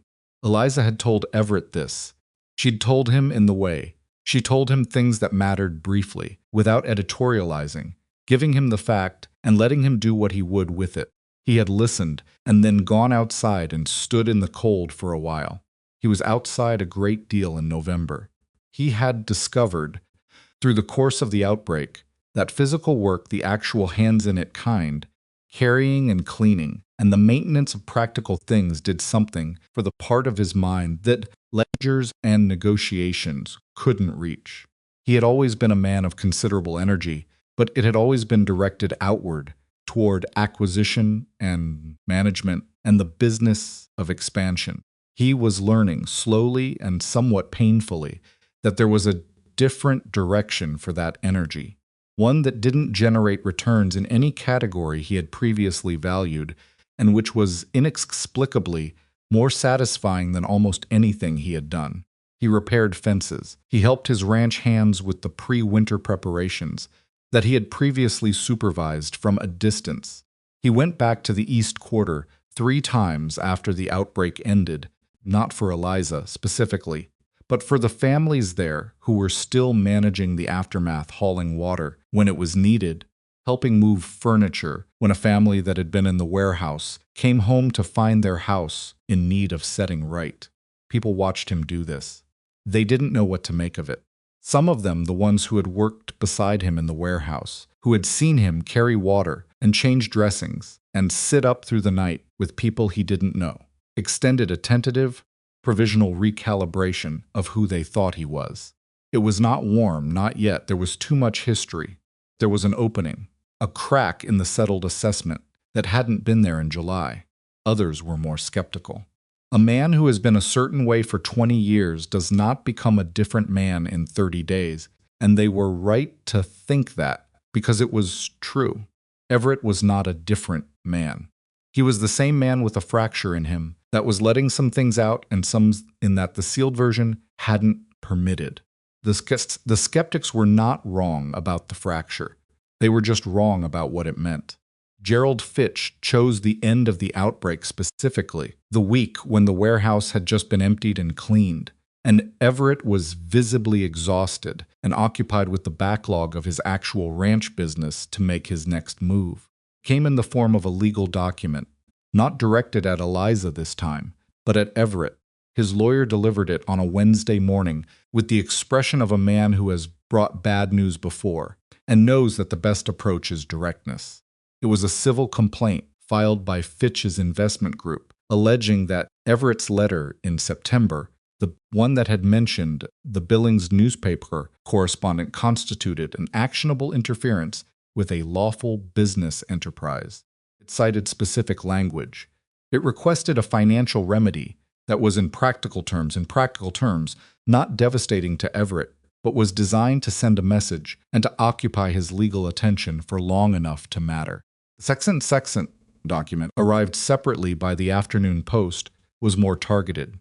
It was a formal challenge to the ownership documentation on 2 of the East Quarter properties, not Eliza's, but 2 neighboring ones that appeared to have identified a technical deficiency in the original land grants. The deficiency was genuine as far as the lawyer could tell. Someone had done thorough work. It meant that the 2 families currently living in those houses had their ownership status in question. Everett read both documents, put them down, picked up the first one and read it again. Then he walked to the East Quarter. He found Eliza at home, which was not always the case. She moved around more since the outbreak, had established a pattern of visiting the families she'd worked alongside, had become a figure in the quarter in a way that had always been true, but was now acknowledged rather than ignored. She was at her table with her work, the door open to let in the thin November light. She saw his face when he came through the gate. "Sit down," she said, which was the first thing she said to him when she read the expression he was wearing, before he had even reached the door. He sat. He put the 2 documents on the table. She read them carefully, the way she read everything, not quickly, not dramatically, but thoroughly, going back over certain sentences twice. When she finished, she set them down and looked at the wall for a moment. "He waited," she said. "He waited for the right moment," Everett said, "when I was stretched. And the 2 houses, do they know? I'm going there next." She looked at him. "What are you going to do?" "Fight it," he said. "Both of them. The interference complaint is thin, and Fitch knows it. It's a distraction. Title challenge is more serious, but there are precedents, my lawyer thinks. I'm not asking about the legal strategy," she said. "I'm asking what you're going to do." He stopped. She looked at him steadily across the table in the 2 documents. "Because you have options," she said. "You can fight all of it in the courts, which is expensive and long, and means those 2 families spend months not knowing if they have a home. Or you can make it go away faster by offering Fitch something he actually wants. Or you can go at him directly in a way that makes the cost of continuing too high. Which one do you think I should do?" he said. She didn't answer that. "One would the man I first met do," she said. He thought about this. "Buy his way out of it," he said. "Negotiate. Give Fitch a piece of something to make it not worth his while. And what does that cost?" "Less than the alternative in the short term. And what does it cost the 2 families?" He looked at the table. "Nothing immediate. But Fitch still has what he wants eventually. Just slower." She nodded, not agreeing, just confirming that he'd followed it to the end. "What would the man you're trying to be do?" she said. He looked at her for a moment. It was a hard thing to be asked, not because it was unkind, but because it was precise. Go at him directly, he said. Make the newspaper correspondent in Billings a real threat instead of an implied one. Make it public. All of it the assessment scheme, the investment group, the cousin in the assessor's office. Make the cost of continuing higher than anything Fitch gains, which risks him fighting back harder, Eliza said, and means the two families are in public uncertainty while it plays out. For a shorter time, he said. But yes. She was quiet for a moment. What do they want, she said. The two families. Have you asked them? He hadn't. He admitted this. Then ask them first, she said, before you decide what strategy is best. They're the ones living in it. He went and asked them. It took the better part of the afternoon.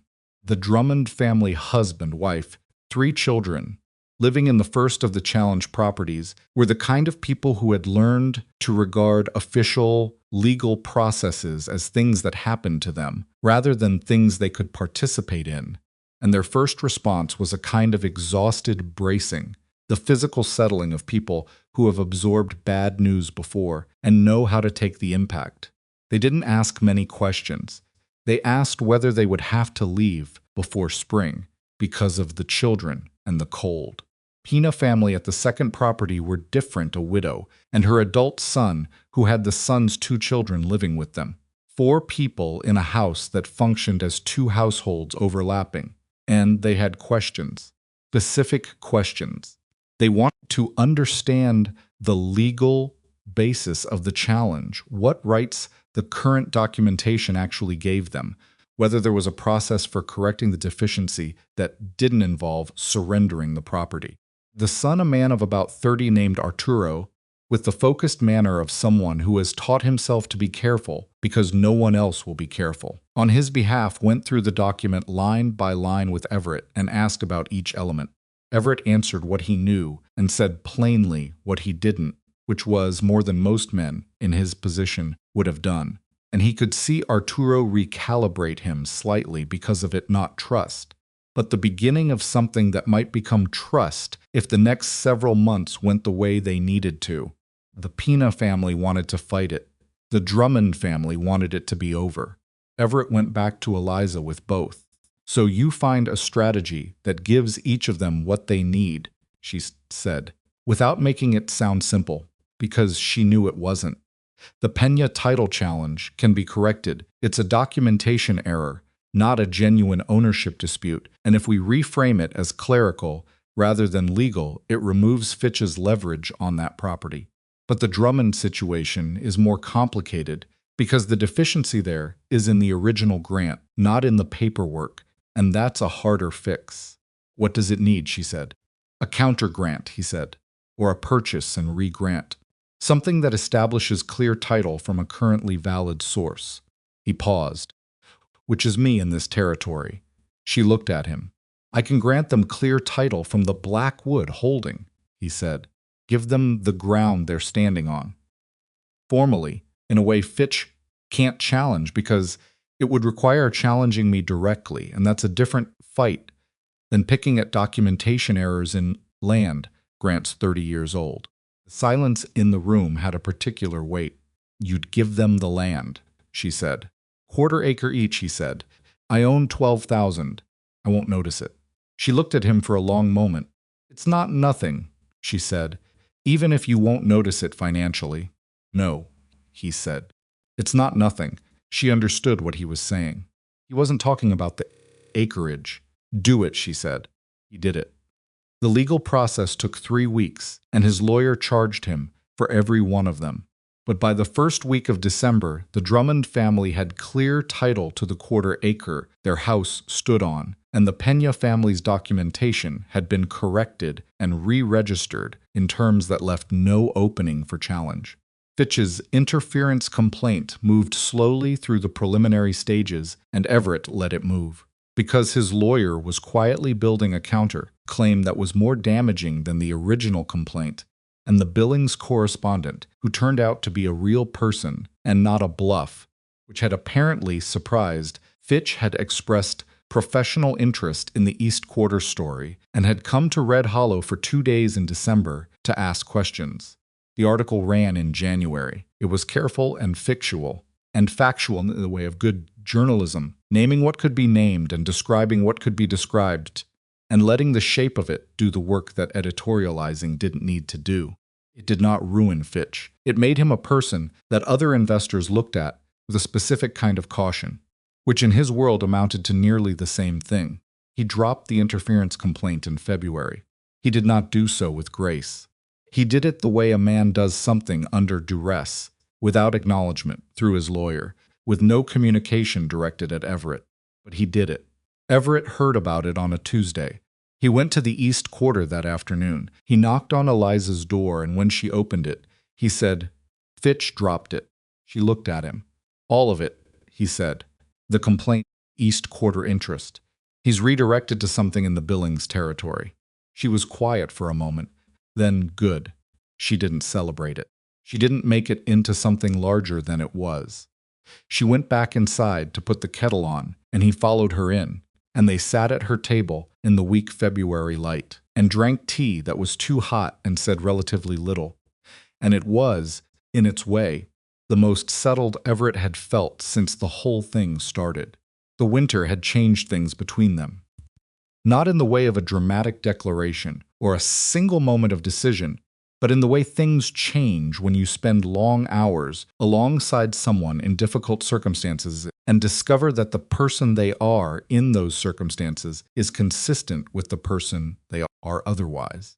There was nothing Eliza had done in the warehouse or in the East Quarter during those 31 days that surprised Everett, because it was all continuous with what he'd been watching since July. She was the same person. He had simply been given more occasions to see it. What surprised him was what he'd discovered about himself. He was sitting in his office in late November, going through the backlog of his actual business, the ranch operations, the contracts, the ongoing machinery of an enterprise that had continued running without him while he was occupied elsewhere, when his foreman, a man named Odell, who had worked for him for 11 years and who communicated primarily through understatement, came in with a summary of what had been managed in his absence. It was thorough. Things had been handled. Decisions had been made within the scope of what Odell was authorized to make, and the ranch had continued to function without meaningful disruption. Everett looked at the summary for a moment. Odell, he said. Sir, does it bother you? When I'm not here. Odell considered this with the patience of a man who has thought about most things before being asked. No, he said. The work's the same. The men know what to do. You could run this place without me, Everett said. Odell looked at him. I could run the operations, he said. That's not the same as running the place. What's the difference? Operations is what gets done, Odell said. Running the place is knowing why it matters. He paused. That's your job. Everett looked at the summary in his hands. And if the why changes, he said, what it matters for. Odell was quiet for a moment. Then the place changes with it, he said simply, and went back to his work. Nora came home from the Whitaker house on a Saturday afternoon in December and told Everett without being asked that Ruth Whitaker was managing better. She said it with the particular care of a child, reporting on a situation she had assigned herself, which she had. She had been going once a week, with Mrs. Pratt's knowledge and Everett's eventual awareness, and neither of their permissions, to sit with Ruth Whitaker and the remaining children. She brought things, sometimes food from the ranch kitchen, a book once, a drawing she had made of the boy who had died, which she had presented to Ruth with the directness of a child who has not yet learned that directness around grief makes adults uncomfortable. Ruth had kept the drawing, framed it eventually, in a way that made Nora's face go complicated when she reported this to Everett. Feel good? He asked. Going there. Nora thought about this seriously. No, she said. It doesn't feel good. It feels important. Those are different things. He looked at his daughter. She was 10 years old and had been silent for 3 years of it, and had come back from that silence with an understanding of certain things that most people didn't arrive at until much later, if they arrived at all. Yes, he said. They are different. She looked at him. Eliza says you're learning that too. He was quiet for a moment. She said that. She said you're slower at it than me, but you're getting there. Nora said this without cruelty, as a straightforward report. Did she? He thought about being irritated by this and found he wasn't. She said it nicely, Nora said, which was probably true. He went to the east quarter that evening. Eliza was finishing the quilt.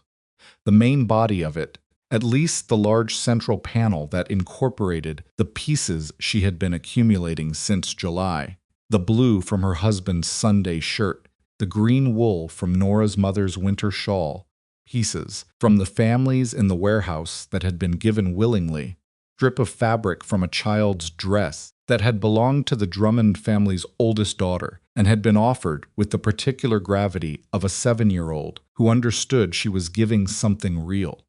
It was spread across her table and across the back of the upholstered chair and onto the floor, too large for any surface she had, and she was moving around it on her knees, making small adjustments.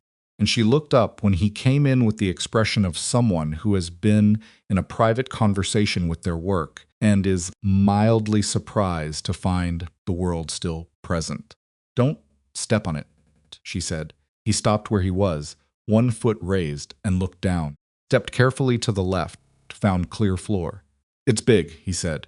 "Supposed to be," she said, going back to an adjustment near the center.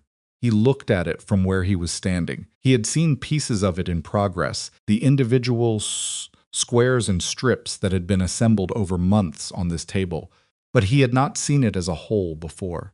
It was difficult to describe without sentimentality, which he was not inclined toward, but the effect of it was considerable. It did not look like a collection of scraps. It looked like something that had always been one thing, that had found its shape through the accumulation of what it was given, rather than through a plan imposed from the outside inside. "Is it done?" he said. "Almost." She was examining a join between two sections near the far corner. "There's a piece missing." He waited. She looked up at him. "I don't have something of yours," she said. He looked at her. "Everyone else in it gave something," she said. "The Whitakers, the Drummonds, the Peñas, people from the warehouse." She gestured at a section. He couldn't identify from where he was standing. Clara Hess. Even she sent a piece from her husband's coat after she heard what the quilt was. He looked at the quilt. He had not known about Clara Hess. "You've been part of this since July," Eliza said, "whether you intended to be or not." He thought about what he had that could go in it. He thought for a moment, seriously, running through what he owned. What had meaning? What was the kind of thing that a person could cut a piece from and give into something larger? "My wife's shawl is already in it," he said. "That's Nora's piece," Eliza said. "That's not yours." He thought again. "The jacket I wore in the warehouse," he said slowly. "I wore it every day for a month. It's at the house. I don't know if there's anything particularly significant about it, but that's the right one," she said. He looked at her. "Because you chose to be there," she said. "Not because of a transaction, not because it cost you nothing. You chose to be there, and you did things you hadn't done before, and you went back every day." She looked at the quilt. "Goes in it." He drove back to the ranch and got the jacket and brought it back that same evening, which was not an inconsiderable round trip in February, took it from him and cut a piece from the inner lining with a decisiveness that suggested she had already decided exactly where it would go. The following month, the quilt was done. She told him on a Thursday simply that it was finished. He came to the east quarter and saw it laid out in its final form, and it was, he did not have a better word for it, complete. Not perfect. There were places where pieces didn't quite align, where the tension of a stitch was slightly uneven, where the color of two adjacent sections argued a little with each other. He noticed these things because he was someone who noticed imperfections in systems. He noticed also that none of them diminished it. In fact, the slight imperfections were part of what made it feel like what it was. "Where will it go?" he said. "I haven't decided," she said. "Keep thinking about what you said. About your wife. That she'd want it used. She would. But this isn't only about her," Eliza said. "It's about everyone who gave into it." "What does everyone need?" he said. Thought about it. "Something that says they were here," she said. that what they went through meant something, that the 31 days in that warehouse, and everything before it, and everything Fitch tried to do, that it amounted to something they can see. He looked at the quilt. He thought about the town hall on the north end of Miller Street, a building he had donated funds toward 8 years ago, which he had considered at the time primarily a tax-efficient expression of civic investment, and which now struck him differently. "The town hall," he said. She looked at him. "There's a wall in the main meeting room," he said. "Been empty since I can remember. They were going to hang a portrait of the territorial governor, and then there was a disagreement about which one, and it never happened." Eliza looked at the quilt.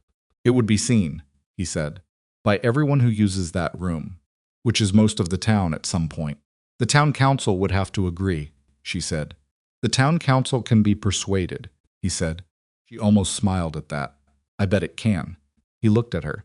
The February light was doing something particular to the room, the way winter light does when it's low and thin and finds the things worth finding. She was looking at the quilt, and her face had the quality it had when she was working through something not distant, just interior. "Processing." "Eliza," he said. She looked up. He had thought about how to say this. He had thought about it for several months.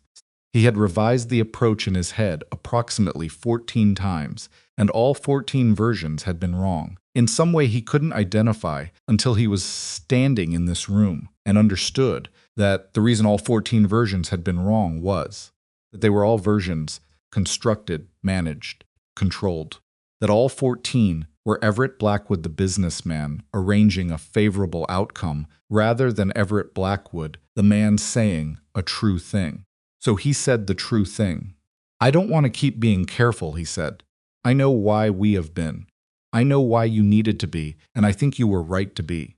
But I'm done calculating whether this is gratitude or convenience, or something I've manufactured to make myself feel better about who I've been." He looked at her directly. "It isn't any of those things. I know the difference." She held his gaze. "I'm not asking you for a decision," he said. "I'm not setting a condition.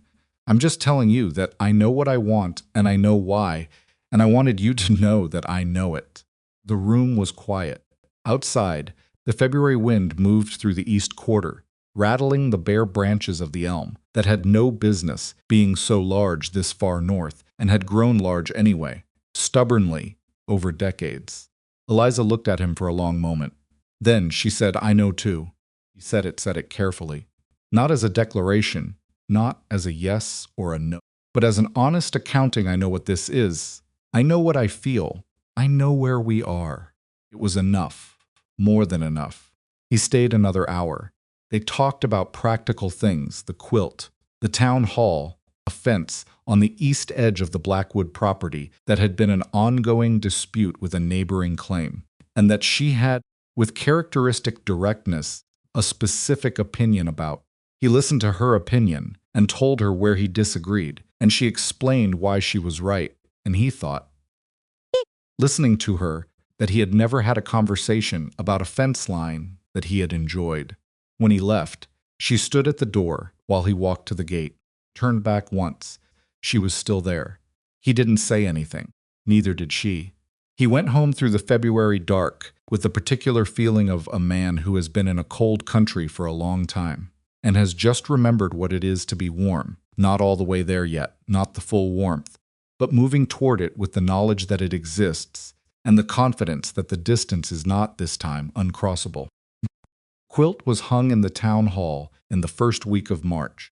The town council had been persuaded, as Everett predicted, though it had required 2 meetings and a fairly direct conversation with the council chair about what exactly the building was for. Peace was mounted on the empty wall in the main meeting room.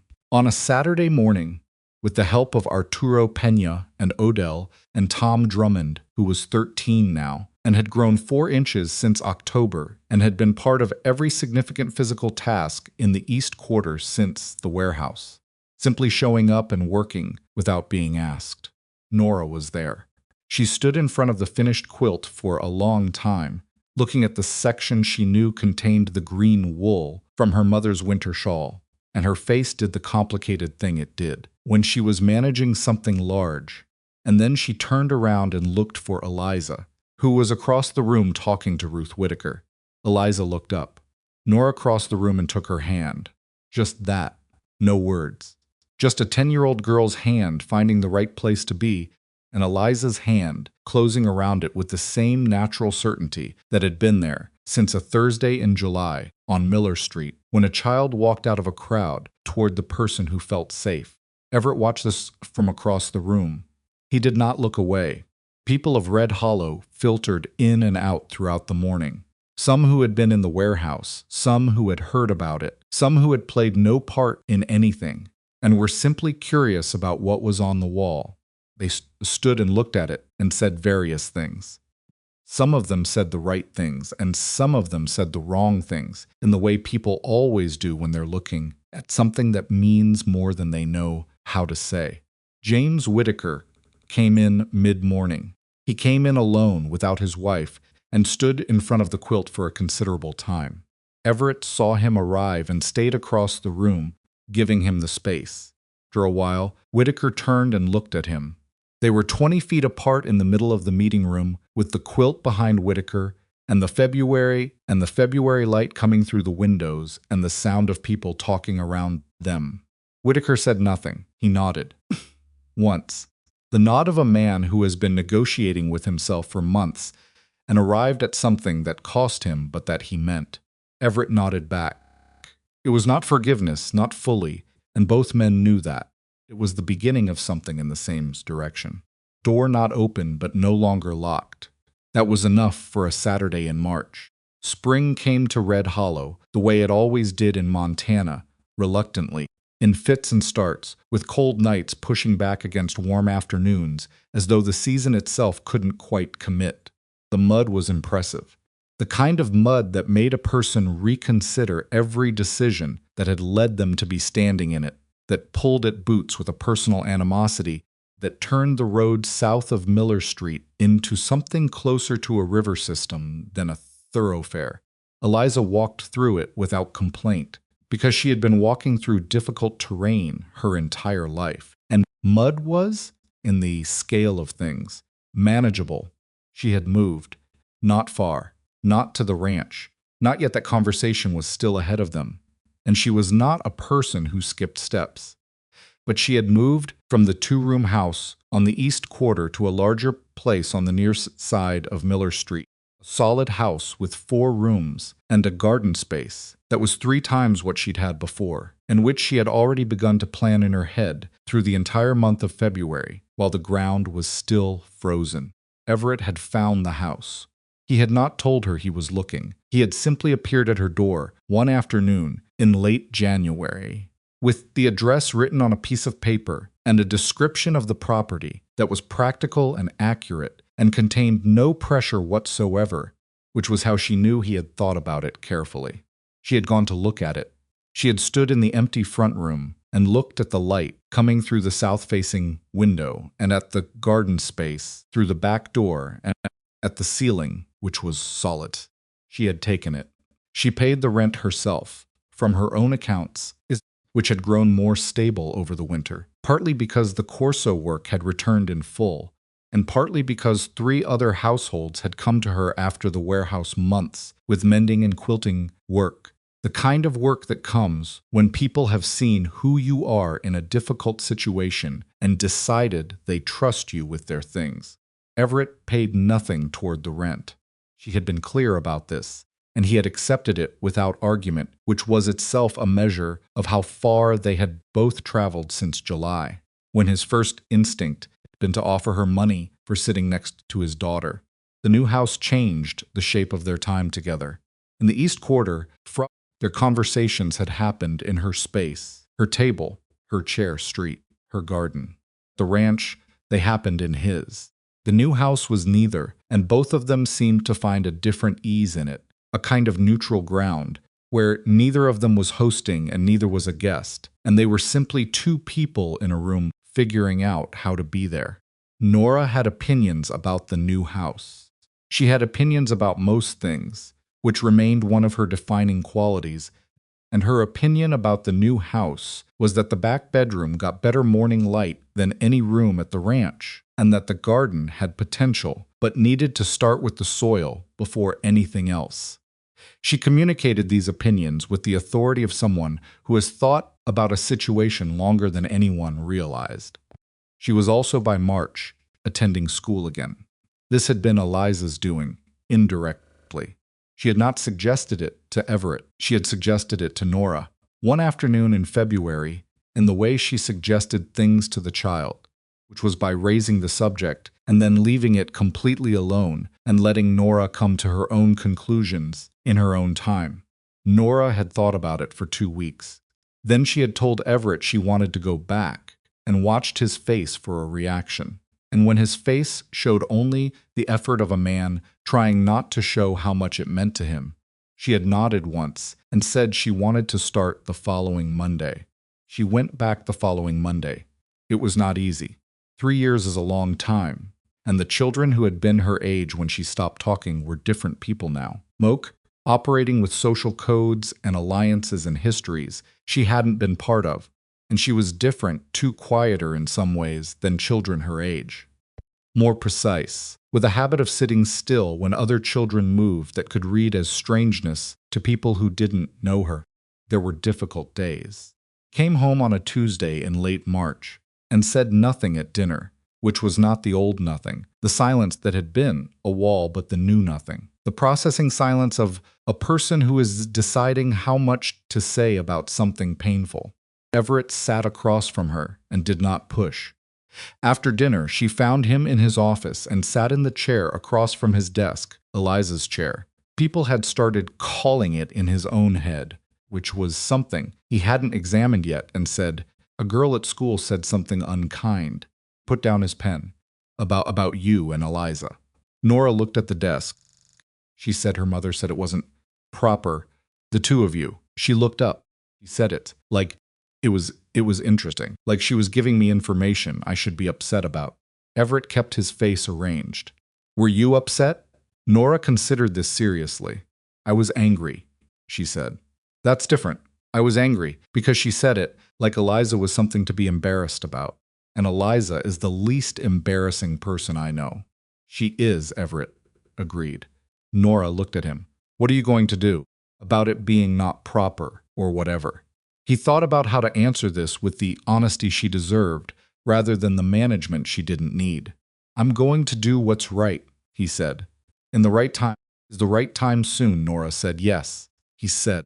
She looked at him for a moment, reading him the way she did, with those dark eyes that had always seen more than he gave them credit for.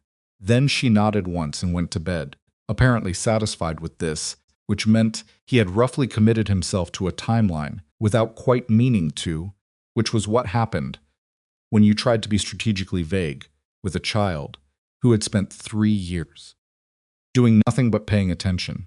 He went to the new house on a Thursday evening in the first week of April.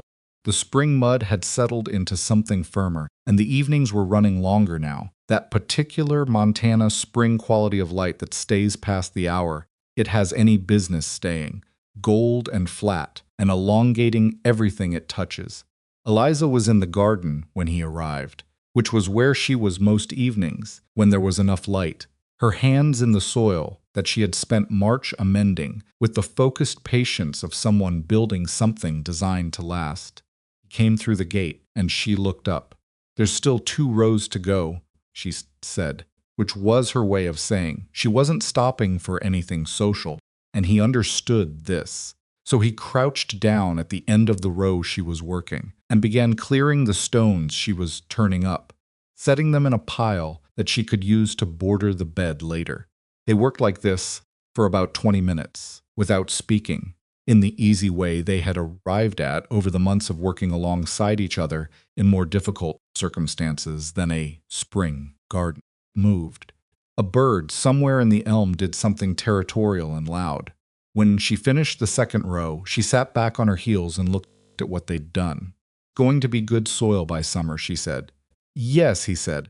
She looked at him then, the sideways look she had when she was checking something. You're quieter than usual. I have something to say, he said. I'm deciding how.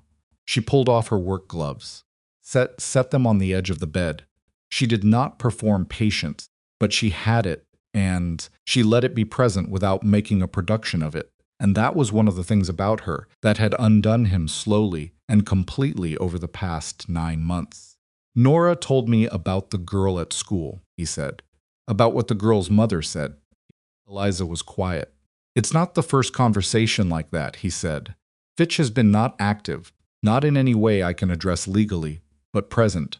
There's a version of what we are to each other, that people in this town are going to construct regardless of what we do or don't do. A man like me, a woman in your position. They'll build whatever story suits them. I know that, she said. I know you know it, he said. I'm not telling you something you don't know. I'm telling you that I'm not interested in managing how it looks anymore. I was at the beginning. I managed a great deal about how things looked my whole life. I'm done with it. He looked at her directly. I want to stop being careful about what we are and start being it. She looked at him. I'm asking you to marry me, he said. Not because of Nora, not because of what the town thinks or what Fitch thinks or what I owe you or what you've done for my family, because you are the most honest person I have ever known, and I am a better version of myself in your presence, and I spent a long time being a version of myself I wasn't particularly proud of, and I don't want to go back to that. He stopped. And because I love you, which I should have said first, probably. The garden was very quiet. Eliza looked at the soil they had been working, then at the elm, then at him. You should have said it first, she said. I know. She was quiet for another moment. Not hesitating, he could tell the difference between her hesitation and her consideration. By now just sitting with it, the way she sat with everything real, giving it the room it needed to be itself. Told you, she said, a long time ago, that if I stayed, it would be because we chose each other. Not because of gratitude, not because of what we'd been through. I remember. I need you to understand that I'm choosing you, she said. Not the ranch, not the security, not what it solves. You specifically, the person who drove back in a February dark to get a jacket to give me so it could go in a quilt. The person who went to see James Whittaker and didn't make it easy on himself. She looked at him. That person. That's who I'm saying yes to. The word landed in the April evening like something that had been traveling a long way and finally arrived. He breathed. Yes, he said. Yes, she said. He reached across the garden bed and took her hand, the rough, scarred, needle-marked hand of a woman who had been doing necessary things her whole life, and held it the way he had learned, to hold things that mattered, which was not carefully, but truly, not protecting them from the possibility of breaking, but trusting that they were stronger than they looked. They stayed in the garden until the light was gone. The wedding was in June. It was not a large event in the sense of being planned for spectacle. Eliza had no interest in spectacle, and Everett had spent enough of his life performing for audiences that the idea of turning this particular thing into a performance held no appeal. But it was attended by more people than either of them had quite expected, because when a thing is genuine, word of it moves differently than when it is arranged. The Whittaker family came. Ruth Whittaker sat in the third row with her children around her, the remaining ones, and her face had the quality of a woman who is rebuilding, slow and imperfect and ongoing. James Whittaker sat beside her. He had come to Everett 2 weeks before the wedding and said, with the careful speech of a man who has been working up to something, I want you to know that I'm glad for you, both of you. He had said it looking at the floor and then looked up. That's me saying it. Not forgiving and forgetting, because I don't forget, but being glad separately from all that. Everett had shaken his hand. The Drummond family came, all 5 of them, the children in clothes that had been carefully pressed for the occasion. Arturo Peña and his mother came. Mabel Corso came, which required a specific internal negotiation on her part that Eliza acknowledged by greeting her warmly and without reference to the previous fall, as Eliza understood that people operated out of fear and that the correct response to someone who had come back was to make it possible for them to stay, not to inventory the time they'd been gone. Clara Hess came. She sat near the back and said nothing to Everett directly, But after the ceremony, she found Eliza and held both her hands for a moment and said, "You're exactly what this town needed." Eliza thanked her and meant it, and did not translate it into what it might mean about Everett, because she had no interest in Clara Hess's feelings about Everett being something Eliza managed. Tom Drummond carried things and helped arrange chairs and generally made himself useful in the way he'd been doing since October, and when someone thanked him for his help, he said simply that he liked having things to do, which was true and which at 16 was already the foundational statement of a man who was going to be all right. Nora stood beside Eliza in the ceremony. She had asked formally and with considerable gravity whether she could. She had come to Eliza at the new house 2 weeks before and sat at the table and said, "I want to stand beside you, not beside Papa." "Beside you, then, after a beat? Is that strange?" "No," Eliza had said, "it's exactly right." So Nora stood beside Eliza, in a dress she had helped choose, with her hair done in a way she had specific opinions about, and she watched the proceedings with the serious attention she brought to everything that mattered. And when it was over, she did not cry, because she was not a child who cried easily, but she took Eliza's hand and held it for a moment, with a grip that said everything she didn't say, which was considerable. Everett watched this and said nothing, and did not look away. The reception was held in the town hall, which was Nora's suggestion. She had said it made sense, since the quilt was already there, and they should have the party where the quilt was, so it could be part of it, and she was right, and nobody argued with her. The quilt hung on the wall above the main table. In the June light through the town hall windows, it looked different than it had in the Mark warmer. The colors doing something they hadn't done in the flat winter light. People who had given pieces to it stood in front of it at various points during the afternoon and looked at their own contributions within the whole. And the expression most of them had was the particular expression of seeing yourself as part of something larger, not erased by it, not diminished, but continued in a different form. Everett stood in front of it for a while, late in the afternoon when the reception was winding down and people were finding their hats and saying their goodbyes. He stood in front of it and looked at the section where he knew the lining of the warehouse. Jacket was not identifiable from the outside, not labeled, just present, and he thought about who he had been when he wore that jacket every day, and who he had been before that, and what the distance between the two amounted to. He did not arrive at a clean conclusion. Life did not tend to offer those in his experience. What he arrived at was something more like an acknowledgement that the distance existed, that it had been traveled, that it was not done being traveled, and that he was, for the first time in a long time, not afraid of what the traveling would continue to cost him. Eliza came and stood beside him. She didn't say anything about the quilt. She had been looking at it and thinking about it for months, had nothing left to process about it, had made her peace with every piece in it and what it meant. She was simply present, in the June afternoon, in the town hall, in the life she had built out of what remained after the life she'd planned had come apart. Nora's trying to convince Tom Drummond to help her restake the bean rows, she said. She's going to win that argument, Everett said. Obviously, Eliza said. He looked at her.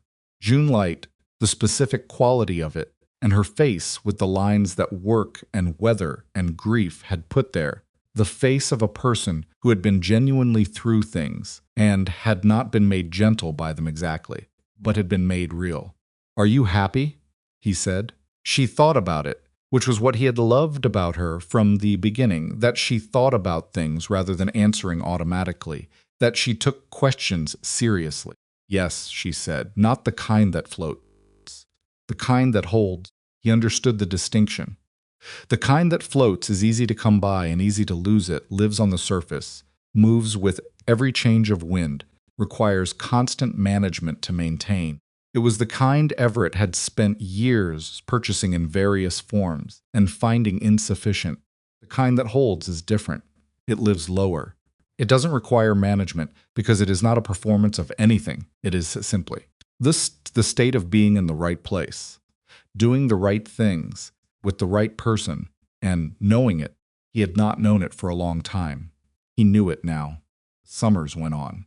The garden at the new house, Eliza's house, though she was at the ranch more days than not by July, and the house had begun to shift in its purpose from her primary residence to something more like a workshop, place for the quilts and the mending and the work that needed its own space. The garden came, in the way she had said it would, the soil having been given the attention it needed through the spring. Tomatoes staked correctly, bean rows with proper spacing. The flowering thing near the front step, which had no practical purpose, and which she had brought from the East Quarter house in a pot and transplanted, which bloomed in July in a color that was between yellow and orange, and that Nora called gold and Everett called amber, and Eliza called it whatever it is, which was what she said about most things that other people felt the need to categorize. James Whittaker bought his piece of land in Wyoming. He came to tell Everett in August, not because he was required to, but because he had apparently decided that certain information was worth sharing between people who had established a particular kind of account with each other, not friendship, not yet, maybe, not ever in the easy sense, but something functional and real and built on the specific foundation of two men who had looked directly at a bad history and decided to see what was possible past it. Came to the ranch on a Tuesday morning and told Everett he was leaving Red Hollow in September, that he had enough saved for the land and a modest start, that Ruth was well and the children were well, and that he wished Everett and Eliza good. Everett said he was glad. He meant it. Whittaker said, "You know what changed it for me? Not the land you gave the Drummonds. Not any of the big things." "What then?" Everett said. "The water," Whittaker said. "When you came to my house and I told you the water first and you just poured it. You didn't say anything. You just poured the water." He looked at his hands. A man can say a lot of things. But what he does when you ask him for water and he's got it, that's what he is. Everett thought about this for a long time after Whittaker left. He thought about it the way he thought about the things Eliza said that were worth keeping, not trying to improve on them. Just turning them over. Letting them settle. So, what he does when you ask him for water and he's got it. He had spent most of his life being the man who had the water. He had not, for most of that life, been someone who poured it without calculating the cost. He was learning. That was the honest accounting of it, not that he had become something new and complete, but that he was learning, imperfectly, and sometimes slowly, the things that mattered more than the things he spent 20 years perfecting. It was not a comfortable process. Growth rarely was, in his experience, regardless of what people who talked about it comfortably tended to say. It involved, regularly, the discovery that a thing you had been confident about was wrong, or incomplete, or had been true at one point and was no longer true, and that the adjustment required was not a small one. But he did not resent it. That was what surprised him, in the end. He had expected the process of changing, of becoming less defended, more accountable, more present to other people's realities, to feel like loss. And there was loss in it. He had let go of a version of himself that had been functional and predictable, and, in its own way, safe. The man who moved through a town like weather, impersonal and inevitable. The man who could put eviction papers on a widow's table and sleep that night. He did not miss that man. What he had, instead, was more difficult and more real. And this was the thing he couldn't have explained to anyone who hadn't experienced it, considerably less lonely. He was lonely before. He had not known how lonely he was, because loneliness is hard to measure from inside itself. You only understand the shape of it when it has been replaced by something else. When you can turn around and look at where you were, and understand that the silence you had mistaken for peace was actually just silence. Nora knew. Nora had always known, which was part of why the silence had taken her, because silence was the language of the house she lived in, and children speak what they're surrounded by. She was not silent anymore. She was, by the fall of that year, a child who talked in the morning before anyone else was fully awake, who had detailed opinions about the books, Mrs. Pratt chose for the evening reading, who argued with Eliza about the correct way to thread a needle and was wrong about it approximately half the time and right about it the other half, and had no difficulty acknowledging either.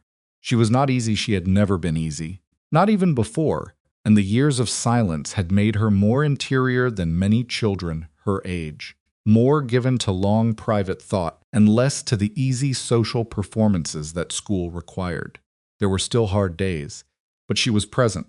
She was in her life, inhabiting it, making claims on it. That was everything. One evening in October, exactly 1 year, more or less, from the beginning of the outbreak, as though Everett did not mark the date consciously, he was sitting on the ranch porch in the last of the fall light when Eliza came out and sat beside him, not in a separate chair, in the chair beside his, close enough that their shoulders were almost touching. She had a piece of new work in her hands, not a quilt this time, something smaller, a repair, a child's jacket that wanted a new lining. He watched her hands for a moment. "What are you thinking about?" she said without looking up. "Everything," he said. "Nothing. The kind of thinking that isn't about anything specific." She nodded. She understood this kind of thinking. She did it herself, usually with her hands working, which was why her hands were almost never still. "I was thinking," he said, "about what Whitaker said, about the water." She glanced at him. She had heard about the conversation he had told her. "I think about it, too," she said. Not his words specifically, but the idea. She kept stitching. People spend so much effort on the large gestures, the grand things, the things that can be seen from a distance. She paused. The water is almost always what it comes down to. Someone is thirsty, and you either pour it or you don't. Story, really. Everything else is just the circumstances around it. He looked at the mountains. Montana in October, the aspens already stripped bare, the higher elevations white, the sky doing something with color, that it only did this time of year, a particular depth of blue that didn't exist anywhere else he had ever been. "I didn't pour it for a long time." He said, "No," she said, "and I could have." "Yes," she said, "you could have." She did not soften it.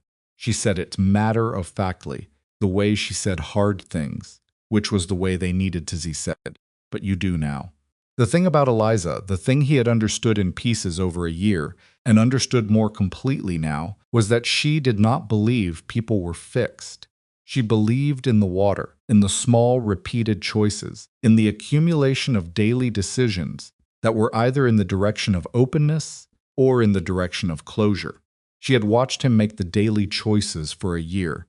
She knew what they added up to. She had staked her life on it, and he had staked his on her, on the judgment of a woman who had been tested by enough actual difficulty to know the difference between what was real and what was performed. He was, he thought, in good hands. The quilt stayed in the town hall. People walked past it every week, some of them noticing it and some of them not, in the way of things that become part of the fabric of a place. Eventually, you don't see them consciously, but the room would be wrong without them, and some part of you would know it. But some people kept seeing it. Ruth Whitaker, before she left for Wyoming in September, came back to the town hall one last time and stood in front of it. She found the piece that had come from one of her son's shirts, a small square near the lower right, dark blue cotton. So nothing remarkable about it, except that she had put it there herself, had cut it from a shirt that still smelled like him, and handed it to Eliza with hands that shook, months ago. She looked at that square for a while.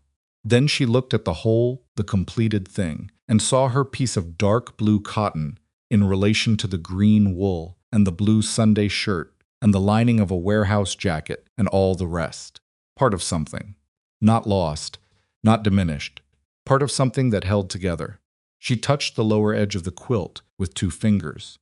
Then she picked up her bag and walked out into the September morning and began the long journey toward the next part of her life, carrying what she needed to carry and leaving what she could leave behind. This is the thing that the story of Red Hollow, Montana, in the year 1883, comes down to in the end. Not the legal battles or the property disputes or the man who was rich and the woman who was not. not even the child who stopped speaking and started again, though that is the hinge on which everything turns. It comes down to what people choose to do with what they have. Everett Blackwood had water. He had more than most people would ever have: resources, land, influence, the capacity to change the material conditions of lives around him. And he had spent a long time treating all of that as his own, earned and therefore owed to no one, a fortress rather than a resource. That is a very human thing to do. Most of us, given power, spend at least some years protecting it before we learn to use it. The learning is what matters. Not the perfect execution of it. He never arrived. At perfect, he was a flawed man doing his best in a world that didn't hold still long enough for best to be good enough every time. But the direction of the effort, the daily choice to be less defended and more present. Pour the water, when someone asked. Eliza Marlowe had something rarer than wealth in a frontier territory, and that was the capacity to hold herself steady in circumstances that were designed, by indifference, if not by intention, to wear her down. She held steady, not because she was made of tougher material than other people she was. Not. She was tired, and sometimes afraid, and never as certain as she appeared, but because she had looked at the alternative, which was bitterness and closure, and had decided, every day, not to go there. That is not a small decision. It is, in fact, one of the larger ones a person can make, and she made it in the ordinary small ways, without ceremony, without anyone to see. Child walked toward her on a Thursday in July and trusted her, and she received that trust without making it about herself. That is enough sometimes. That is actually everything sometimes. The frontier did not make people larger than life. That is a story people told later, when they needed to believe that the world used to have heroes. What the frontier did was press on people hard enough that what was already in them became visible. The mean became meaner, the kind became kinder, the closed became fortress, and the open became shelter, and the people in their towns sorted themselves, over time, by what they did when the pressure was on. Red Hollow sorted itself that year, not neatly, not completely. Fitch was still in the territory, still operating, still the man he was. There were other men like him in Red Hollow and everywhere who would always choose the fortress. And there were people who had been pressed into indifference by decades of a world that didn't pour them any water, who were not yet able to pour it, for others not because they were bad, but because they were depleted. The world is full of depleted people. That is not an excuse, and it is not a condemnation. It is just a fact that asks to be held. What Eliza understood and what Everett learned and what Nora had always known in the way of children who have been listening to what isn't said was that you cannot wait for the world to stop depleting people before you start pouring the water. You have to do it in the conditions that exist, with what you have for whoever is standing in front of you. There is no better time. There is only now, and what you have, and whether you pour it. Nora Blackwood grew up. She left Red Hollow at 19 to attend a school in the East and came back 3 years later with a certificate and opinions and the same precise, serious eyes she had always had. Came back to the ranch and to Eliza's house and to the town that had watched her learn to speak again. And she settled in with the certainty of someone who knows where she is from and has decided that matters. She never put the quilt away. When the town hall was eventually rebuilt, years later, she argued at the council meeting for its preservation. She made the argument quietly and without performance. The way Eliza had taught her things were worth doing. She won. The quilt stayed. And in the fall and the spring and the ordinary Thursdays of Red Hollow, Montana, people walked past it on their way to meetings and hearings and the business of living, and some of them stopped. And some of them saw their own peace in it. And some of them were new to the town and had no peace in it yet, but stood in front of it and felt, without knowing why, that it was the kind of place where you could give something of yourself and trust that it would be held. Feeling was not accidental. It was built, piece by piece, by imperfect people who decided, on an ordinary Thursday in an unremarkable July, to do the thing that needed doing instead of the comfortable thing. That is all it ever takes. That is also everything it takes.